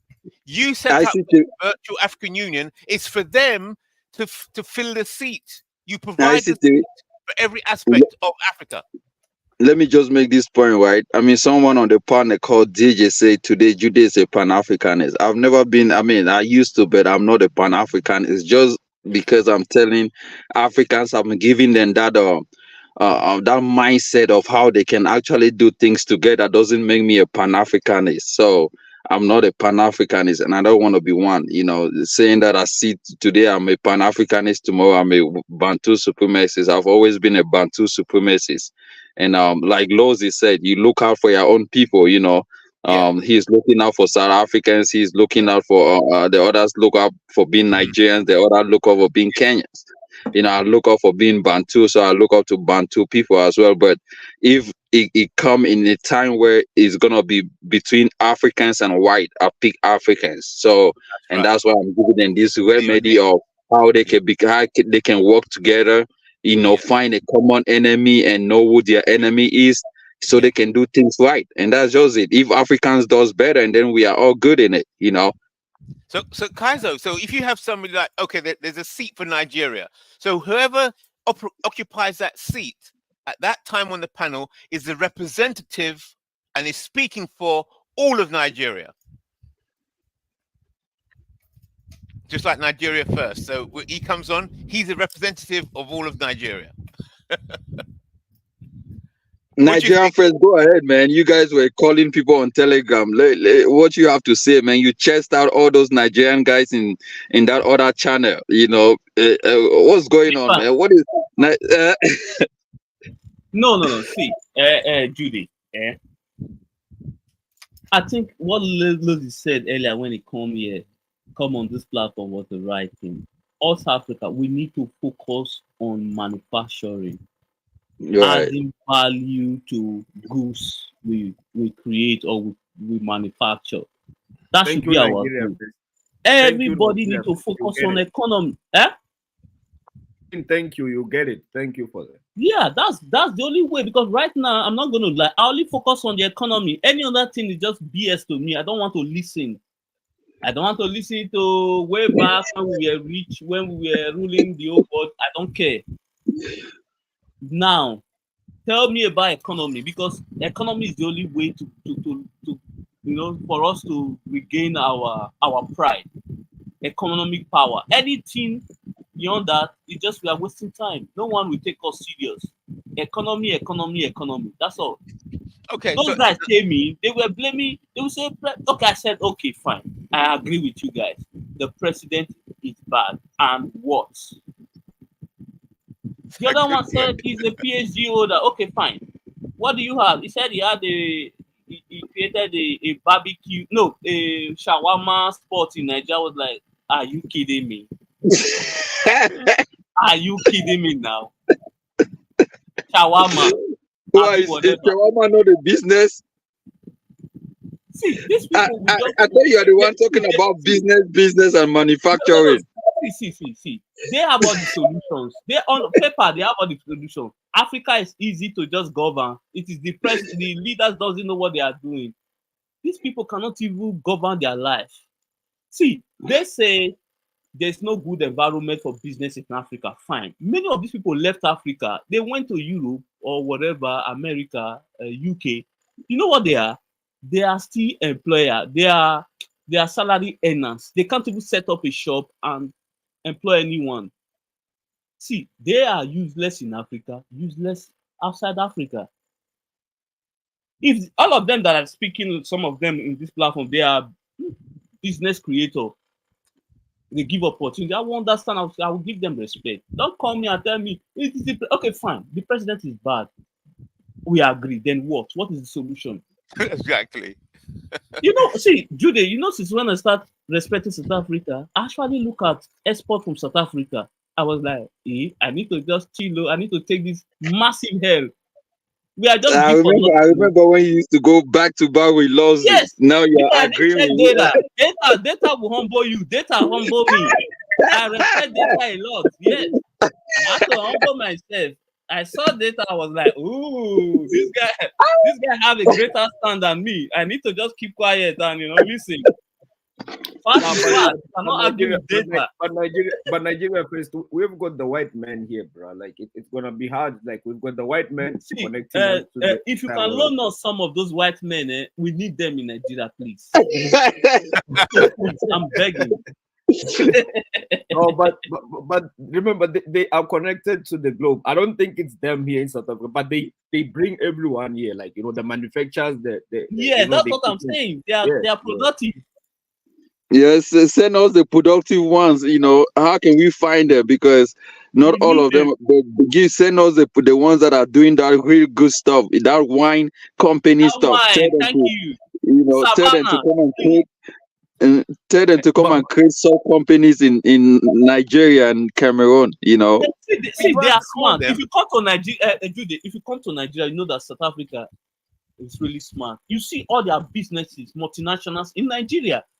They Even know how their to. stock Yeah, exchange but, is They one know of how the to bring biggest in in. Africa. They know no, how to bring in but foreign exchange. the Jude, problem you know with what that is that surprised me? they eat first. The problem is they eat first, and then you come after, and you have to like with our stock exchange. If they get angry, they can almost like destroy all these things, bro. It's like it's not really that but at if they all. destroy it, at least they have those buildings left in South Africa, right? No, And then no, you the guys infra, can. That's yeah, why you guys should be learning on the job.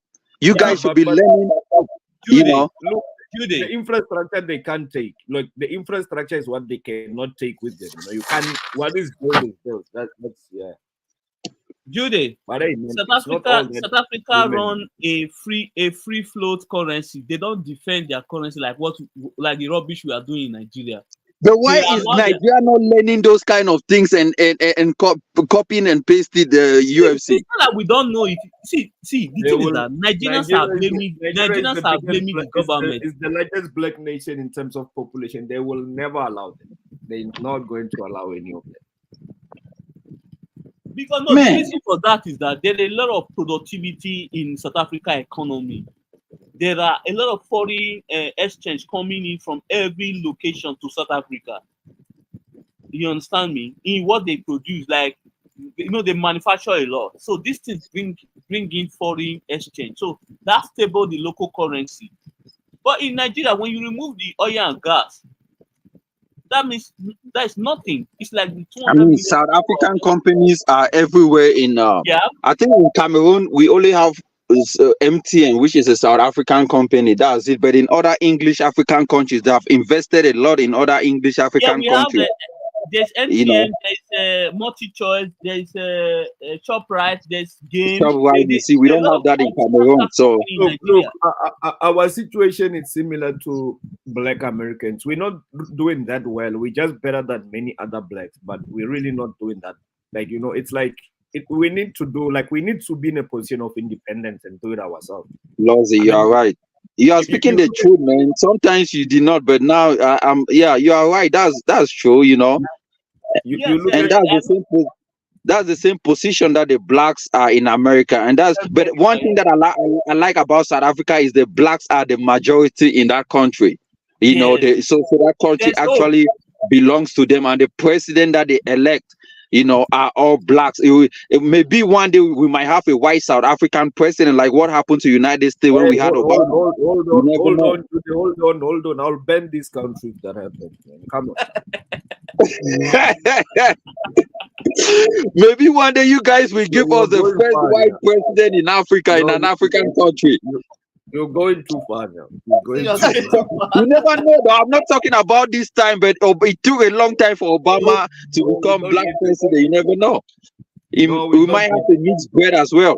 No, the problem, Jude, is that a white South African president will be in actual power. Barack Obama was not in power, but in South Africa, if a white becomes a president, they are actually in position of power already. So imagine that. So no, We don't want that. So if a white president, let me just ask you, if there's a white South African president, will he be good or will it be bad? Now, honestly, I mean, we will be better than now, but it will forever be that position where white will always be above us. We will just be slightly better than Right. now. Yeah, there will Right. be low level corruption. Yeah, but we won't reach our full potential. All African countries have a lot of potential, So, But don't you think he will solve the problem of or electricity, because now there's this load shedding that you guys are having electricity no. problems and stuff. Let me tell you about load shedding, Judy. I used to think it's because of the white man. I have to swallow my pride. I think the comrades are adopting this green energy thing, but you know what they do it.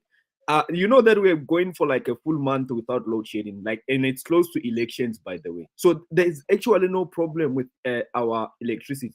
They cutting it off to force people to go for solar panels and all this other green energy nonsense. There's no logical reason why now all of a sudden load shedding has disappeared, but no one talks about it. It's not there. Apparently they will bring it back. We don't know when, but I think a month and a half now. No load shedding at all. Power doesn't go off. If it goes off for 5 minutes. Like now, when I was talking, it went off for 5 minutes, and it's been like 3 weeks. I haven't seen power going off, and then it came back. I think they were just busy somewhere. Even when it rains, it never goes off, bro. So these comrades are in charge of all these things, bro. They just switch it off, and then now because it's elections, I think they want people to vote for them. I really think that's They when is you guys election? 29th of this month. Oh, 29th of May. Yeah, this month. Oh wow! So who is like the major? So this guy Ramaphosa has done his 2-term mandate, right? Yeah. So he's eligible to run. You know what? I don't know, man. I don't know, man. I don't know about our politics, man. Oh, you guys don't have 2-term. You guys don't have a 2-term mandate or what? He has done 2 terms, I believe, already. He has done 2 terms. Yeah, he has done. Yeah, he has done 2 terms already, man. Or maybe not. So, I think he's gonna come for the second one. I think this one, if ANC wins, he's coming for the second one. Oh, so how long does a president? What is the term limit? 7 years or 5 years? It's 8. So 2 terms is 8 years. 1 term is 4 years. Oh wow. Yeah, but I think these guys, they just switch it off, because they want to force everyone to start using other means of electricity. I mean, I used to think that there's probably some white men involved. No, the comrades are in charge of this thing. They just switch off the electricity. They just switch it off. They just switch it off. They don't care. Yeah. Because why all of a sudden the electricity has been stable when we close to elections? Like, for me, this doesn't make sense at all. It doesn't make sense. But Ramaphosa came into power in 2018. So 19, 20, 21, 22, 23, 24. So this is 24. And you guys are having presidential elections. So you guys' term limit is like 7 years. Yeah, it's probably 8 years. We vote every 4 years. You guys vote every 4 years? Yeah. Oh, so maybe if you guys vote in this May, maybe he's not gonna leave power probably till like the end of the year.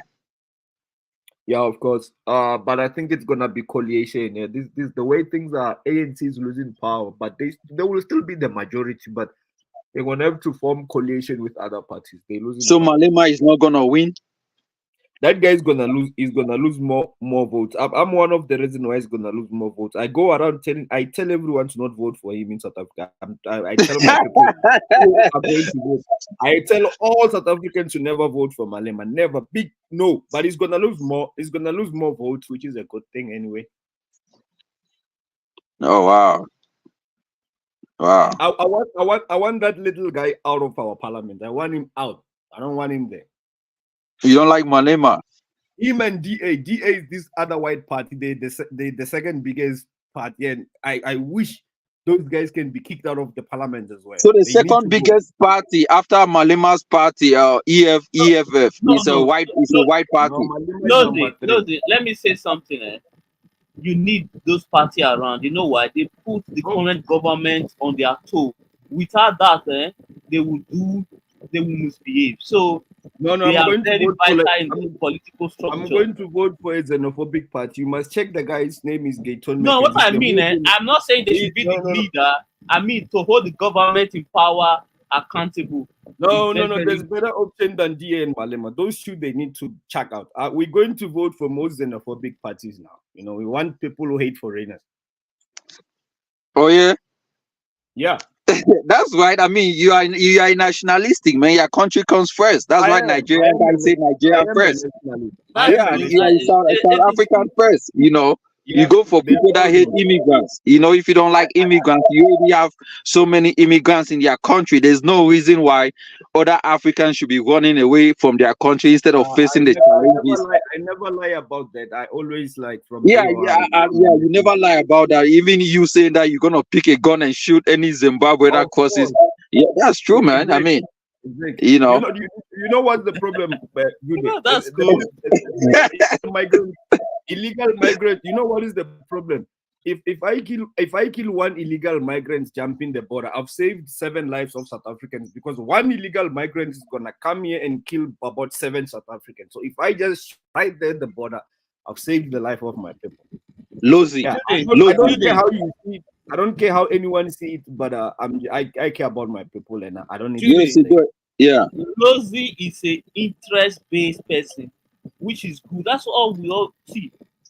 We should have that mindset. We should focus on our interests exactly Nigeria and first. stand for it instead of trying to do other things. Because Protect Nigeria by all means necessary, brother. Protect Thank your you. country, Even by all means. Nigerians have that same mindset. I was talking to a Nigerian. I mean, I was watching a TV called Flip TV, and this guy was talking about, oh, these Fulani guys from Senegal and Gambia are coming into our country and killing, Nigerians and all of that. We need to protect our border and chase That them needs out. to stop. And that's what South Africans are talking about because they say, people are also coming in from other countries and killing them. So it's not only South Africans that are using that tone. Even other African countries, does the same thing as well. So And a lot of this Boko Haram is not actually a native Nigerians. You know that. Then they've been creating havoc there. So Nigerians, protect your country, brother. Like fight you for your country. Kick everybody who shouldn't be in your country out. that's create Lozi. chaos, bro. That's why now I'm gonna be strict on the Central African border between Central Africa and Cameroon and Chad. All these guys have flocked into Cameroon, and the Cameroon is becoming a criminal territory. All these Fulani guys have fled Central African Republic. We can trade very well and increase our trade base in Africa with secured borders. We don't need this kumbaya of everyone in other countries just to push Pan-African. No, we can actually trade very well with borders. Did you know what happened between Cameroon and Equatorial Guinea border? I'm talking about small Equatorial Guinea. They gathered one morning and they wanted to build a wall between Cameroon and Equatorial Guinea. I mean, the border that is not even like how many feet far distance. They wanted to build a wall because they assumed that a lot of immigrants, especially Cameroonians and other countries coming into Cameroon, are crossing the border into Equatorial Guinea. And if you check Equatorial Guinea GDP, they have one of the biggest GDP per capita. I mean, in Africa, after Mauritius and other. With us as well, we are using this excuse of migrants, right? Once we deal with it, then we will expose or we will see what is the actual issue, because now it's easy to just blame migrants, so we must guard our borders so that we don't have excuses. If you protect your borders, then you don't have excuses. You can control migration. It's all good. You can't blame crime on migration. But when you have got people who cannot be identified, who are not supposed to be there, you can easily point at them as well when the government fails. So we don't need that. Yeah. And Lozi, let's allow my guy Ja, go ahead, man. Now I was gonna ask Lozi. So is that your biggest gripe with Julius Malema? Is that he's he's not tough on the borders? Yes, 100%. He's like pro LGBTQ, and that's the reason why I tell most South Africans not vote for him. Okay, so what about the fact that he's like pro LGBTQ? Me personally, I actually support LGBTQ. I think they should be free to live like us. I don't mind. There you go. That's nice, man. I mean, yeah. You and Jude, you guys are, yeah. I mean, yeah, man. You have to be a libertarian. How you call it? you know, a liberty guy, man. You have to be free, man. People have the right to live, you know, free. You know, I mean, if you I are mean, enjoying your own life, having 5 women, a polygamous yeah, home, that's I mean, on others you. should also enjoy their own life. You know, Yeah, Yeah. yeah. if they are not affecting you, and then that's on you. You know. Yeah, for me, I don't think LGBT is a serious issue like how we make it. You know, like we've got bigger issues there. I don't care about what those people do. As long as they're not breaking the laws, as long as they don't have any agenda, I don't really care. You know, they can do whatever they want. That's on them.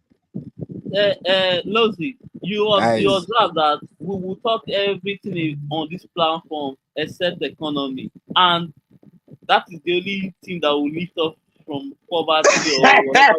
Yes, Boy, how one can you good talk thing is about that economy when no, Africa no, is Lozi, experiencing Lozi inflation always, all over the Lozi place? always discuss economy, which is good. I like him for that. He always come with the economy. Yes, that's all he care about. Doesn't care about Hey, any Jude, other what's so thing. funny, man? No, I'm surprised how UFC and Lozina is now UFC's friend, man. I mean, they used to No, go man, head to head, man. Yeah, we can because we can no, we I, can be brothers when we that's understand each other. maturity. Man. Yeah, we can be brothers when we understand each other. It's all about Yeah. seeing perspective of another person. We have to understand each other. It's about mutual respect too, you know? Personally, I support Nigeria 100%. Nigeria should benefit Nigerians before anyone, and Nigeria is very rich in oil. That oil belongs to Nigerian people, the natives. Anyone who will be there who's not benefiting Nigeria, kick them out now. I don't care if they're black or blue or white. Kick them out. It should deserve. Nigerians deserve better. Your oil should be benefiting you, bro. So That's your house. if they kick them out, can they come to South Africa? No. Why? No. They better stay in Nigeria. No. See. I agree. We need to stay behind and build the country. Because if we all run away, who is going to build the country? Nobody. Then that's why someone said one time is that there will be a time we will become tenants in our own country. And it is fact. When we run and leave the country, other people came in and built, then we become tenants in our own country. Nigeria, so you know that even many people who live in Magogo slum, that floating slum on water, some of them are migrants. You know, and when people look at Nigeria, they will all just say, "Oh, Nigerian government is failing." Your government allowed many people who shouldn't be there to come. Then they just ate nothing but poverty. I agree. There's almost 800,000 Indians in Nigeria. 800,000 Indians in Nigeria. That's too much. You don't need any of them. But the problem that I have with us is that we only see ourselves as immigrants from Africa. When we have Indians, white people, Chinese, we don't see them as immigrants. We look up to them, you know. And these people, most of the time, they are the ones that are taking most of our jobs because most of these infrastructure, huh? They have money, bro. Like money talks. They have got money. Most of oh them wow! So an immigrant that have money is of no problem in South Africa. Exactly. Oh, okay. Oh, wow. Okay. Let me end right there. There you go. Jude, of course, immigrant with money is welcome. You don't know that. Jude, why should you bring your poverty to my country? We already have got enough poor people here. We don't need any of them. You know, if you have got money, right? If you have got money, you are welcome in South Africa. You can invest here, brother. You can come stay here, marry here. You are welcome. If you have money, oh wow. Stay away. I don't so, care. So let me bring my Black American dollars there. Come on. Please bring more. And you know, you can call me when you land here. We can also work out some business. Look, I'm about economy, increasing the living standards of my people. Thank you. That should be the focus. Nah, that's good. That's good. Ja, you ready to go to South Africa and invest in your agricultural business? But the land in South Africa is not good for agriculture, man. If you want to go to South Africa to invest, not in agriculture, you know.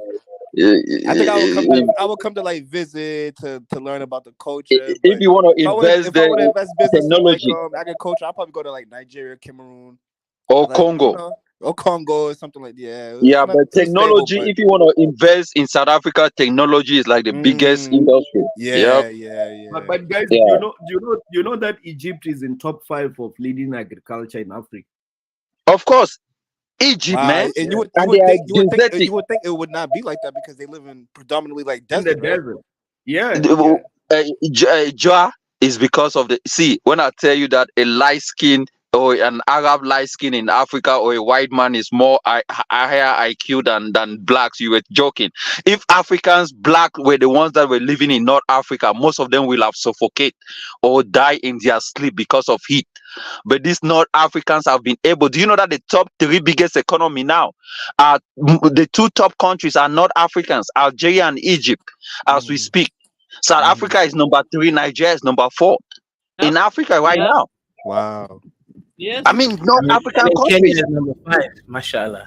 Exactly. I'm like, wow. I mean, these North African countries, and most of their country is desertic. They don't have electricity problems. They have good road. Come on, man. I agree with you, but what about the solutions, right? We are lower IQ than the lighter skinned people. That much we know, right? People here can debate, but the facts are obvious, right? Lighter skinned people have high IQ. Jude, should we mix with them so that our genes can? Bro, I've always said that. I've always said that we have to mix, man, to dilute that blackness. The skin color has nothing to do with IQ. Man. Stop it. If not, then we're gonna remain the way we are, man. But that was what happened in America. Contemplate with that, right? Nigeria Naira just collapsed recently. Right, it used to be the biggest economy in Africa. Now it's not, right? And it's the highest population in Africa. But now it's being overtaken by 2 light-skinned countries. South Africa has a high population of whites, so that doesn't even count. Only Kenya has resolved its issues when it comes to the economy. Ruto, shout out to him, right? He resolved the economy. Now the Kenyan shilling is strong again. The only African leader, Ethiopia, has gone bankrupt. They have defaulted on their repayments of the coupon for the loans that they took, so they won't get any of that anytime soon. Gambia. So are you proposing that Kenya is the only true Wakanda? Are you proposing Kenya is the only real black African country? It's not really black though. Maybe the Indian, maybe the biggest, the economy lies in the hands of the Indians. So I mean, you know. So we agree that the white man is powerful and South Africa is where it is because of white men. Now, why would I take the white men and allow you niggers in our country? Because you guys are bringing nothing. I don't want you to. I'm thinking, right. like, I think I you have should to be close the practical, borders. you know. Close Yeah, your no. borders. I'm just saying, you've got this idiot here saying we must vote for him and he's gonna do this and chase the white who does no, man. We're gonna protect the white you man. end up like Zimbabwe. Welcome to Harare. Rename your country Cape Town as Harare. We're not chasing the white man, you know. We're gonna keep the white man here and we're gonna keep the economy going. Lozi, someone is on the panel say I'm lying. South Africa is the number 1 economy in Africa. Lozi, you are South African. Right now, is this South Africa that is number 1? No, Nigeria is still number 1. What no, Egypt. I mean, right now in 2024, they have Egypt and Algeria. Let me explain. What you're speaking of, it's the estimation from IMF for this year. It's 4 So South Africa will be number 1 this year at the end probably, and then Egypt will be number 2. But all this, Nigeria is still on top. They haven't came out with the recent stats. It was from IMF that is estimating that. It's not yet like formal, like they haven't brought it out like formal. Yeah, but still, man. I mean, if they say you're number 1 or number 2, is the economy expanding? I mean, the purchasing power. You might have a bigger purchasing power, but GDP is overrated, but you won't even feel. You don't feel these things. They might say that's GDP, what I'm saying. You don't feel it. The impact on the ground is not felt. You know, you don't feel this. You don't feel any of this. Maybe you might see some little developments there and there, but as individuals, don't feel any of this. But like the price of goods are still the same, the price of properties and rents are still the same, bro. Like, these things, bro. I just want to see my people eating in my country, bro. That's all I care about. I just want to see my people eating. That's all. That's all. Wow.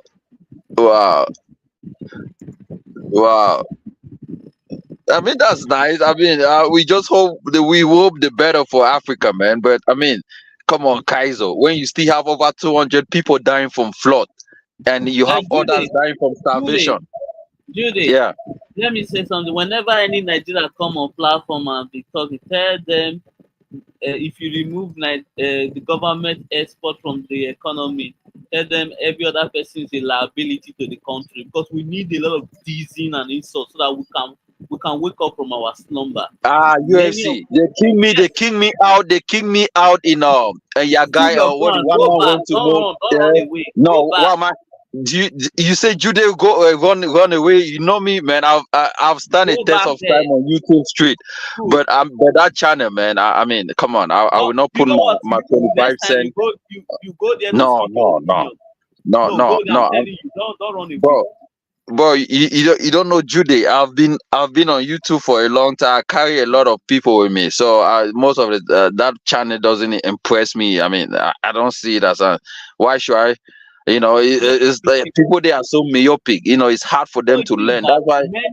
many Nigerians they like echo chamber. They want to stay where they want to hear everything they like. You understand me? So as I agree with you, you just keep on feeding me that BS. So that's what they want. So if you go against that discussion now, all of them they will start. Yeah, but I mean, To be in I like don't want a to defensive go mode. to Just go work to a like part. that. Go to a panel where they will not even let you in. They put you in the background because they calling me a foreigner. But Lozzy, I'm watching closely on you guys' election, man. You know, and there are a lot of elections that are coming in Africa. Let's not forget you have Chad, Republic Lozzy, of Chad, that are also voting Lozzy, their presidents in Yeah. hold on, What's hold the on, chance? Lozzy. Sorry. What's the chances of Jacob Zuma? His party are they going to win vote? What you mean, Bro, Jacob Zuma? Jacob Zuma had the that same party idiot. with Ramaphosa. They are all in the same party, No, Pan no, African No, he Congress. creates another one. no. The But idiot I started mean, his. No. That idiot started his own party, and he's not gonna win any shit he's in not gonna Nigeria. win anything, man. Come on, I mean, you cannot go against their main political party. You, I you mean, know, it's like you know APC what? and PDP in Nigeria. You know what he wants to do? He wants to give documents to all illegal migrants in South Africa. He needs that old man needs to keep Wait. quiet. You said who wants this Malema? Jacob No, Zuma, no. the former Oh yeah, president, get him out of there. You got to get him out of there. but he has been Man, president. Why he wants to be president again? that old man needs to keep quiet, man. He's not getting anything now, bro. I know what No, he's he cannot voting. be president again, man. He has been president. Maybe he was a one-term president. Maybe he wanna. Did he got impeached or he lost election? Yeah, that guy could be employed by ANC, bro. These guys, the way they work, man. Hey, I don't know. He got impeached, yeah, and the people tried to ban this country. Remember when they were looting jobs? They were just using excuses and saying it's because of him they are banning jobs. A lot happened, but that guy is a distraction. You know that Zuma is the one who allowed lots of influx of illegal migrants in the country. The crime rate went high under him. He was just a disaster. That guy must just keep quiet. He's not coming back. I mean, any Lozzy. idiot who vote for that guy, I don't know. You're right, man. But who is me to talk good about Zuma if you are from South Africa? I mean, that was your former president, so you have the right, Uh, yeah, I mean, For me, I just think, I don't know with these political parties, there's this other guy who's making noise about deporting people. I think he's just pulling stands as well. I think the corporate control South Africa, man. I don't think there's so any who are the politician. majority immigrants in your country? Is it Zimbabweans or Nigerians? Yeah, it's Zimbabwe. Followed by Nigerians or what? Now, Nigerians are not a lot compared to many. I mean, before Nigerians, you've got Somalians. We are just loud. That's all. Malawi. You then have got Mozambique. No, after Zimbabwe will be Mozambique. Oh wow. And then you've got Malawi. I think we probably either have got between Somalis and Nigerians. One of those we have got a lot of them. Like I think Somalis could be more than Nigerians. But the problem is Nigerians tend to create havoc, man. Like you can have little like the amount of Nigerians, you don't need to have a lot of them, hey, but they create havoc. Also, we are very loud. We will speak out and be loud about But everything. the other thing is South Africans can't really differentiate between the Gambians, the Ghanaians, the Nigerians, and it's kind of like they look very similar to us. So there's that as well. Wow. But Nigerians tend to be loud. Nigeria first is correct. You can see them by being loud sometimes. Like if you're a South African. Wow. But but Zimbabweans are in millions, bro. Like they need to go, bro. They need to go fix Zimbabwe, bro. Look, I don't like to sugarcoat things. I have to tell people how I feel in it for my people and my country, bro. Like, you look, the thing is, with South Africa is like we're not burdening anyone, and I understand our position. People come for economic reason, but at the end of the day, you have to prioritize your people, right? Everyone has to prioritize their people. So No, you're right. Your people. You're right. I mean, I find it interesting how a country that was, they put an embargo. I mean, United States put a sanction on them, and they still went ahead and were using United States dollars.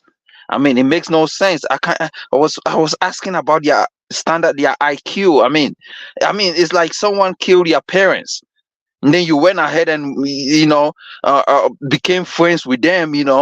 Come on. I mean, why were you using United States dollars? And they put an embargo on you, and they made your currency swell and inflated, and you went and took their own currency, and now you just create a currency that has no use. Why not go ahead and ask for the rand? It would have been better if they used South African rand in Zimbabwe. That's why I ask these English countries, right? Because most of the time they want to blame it on French African countries. Say, oh, they don't want to allow their French safer. Oh, this and that. France stopped them from. I was like, but how can France in Europe stop African countries to sit together and create one currency? It didn't just make sense to me. Came to find out it was a blame game. But I'm asking myself, why are the English countries in the South African region not working together, or even use one currency? Zimbabwe has their own currency, Botswana, Namibia, Lesotho.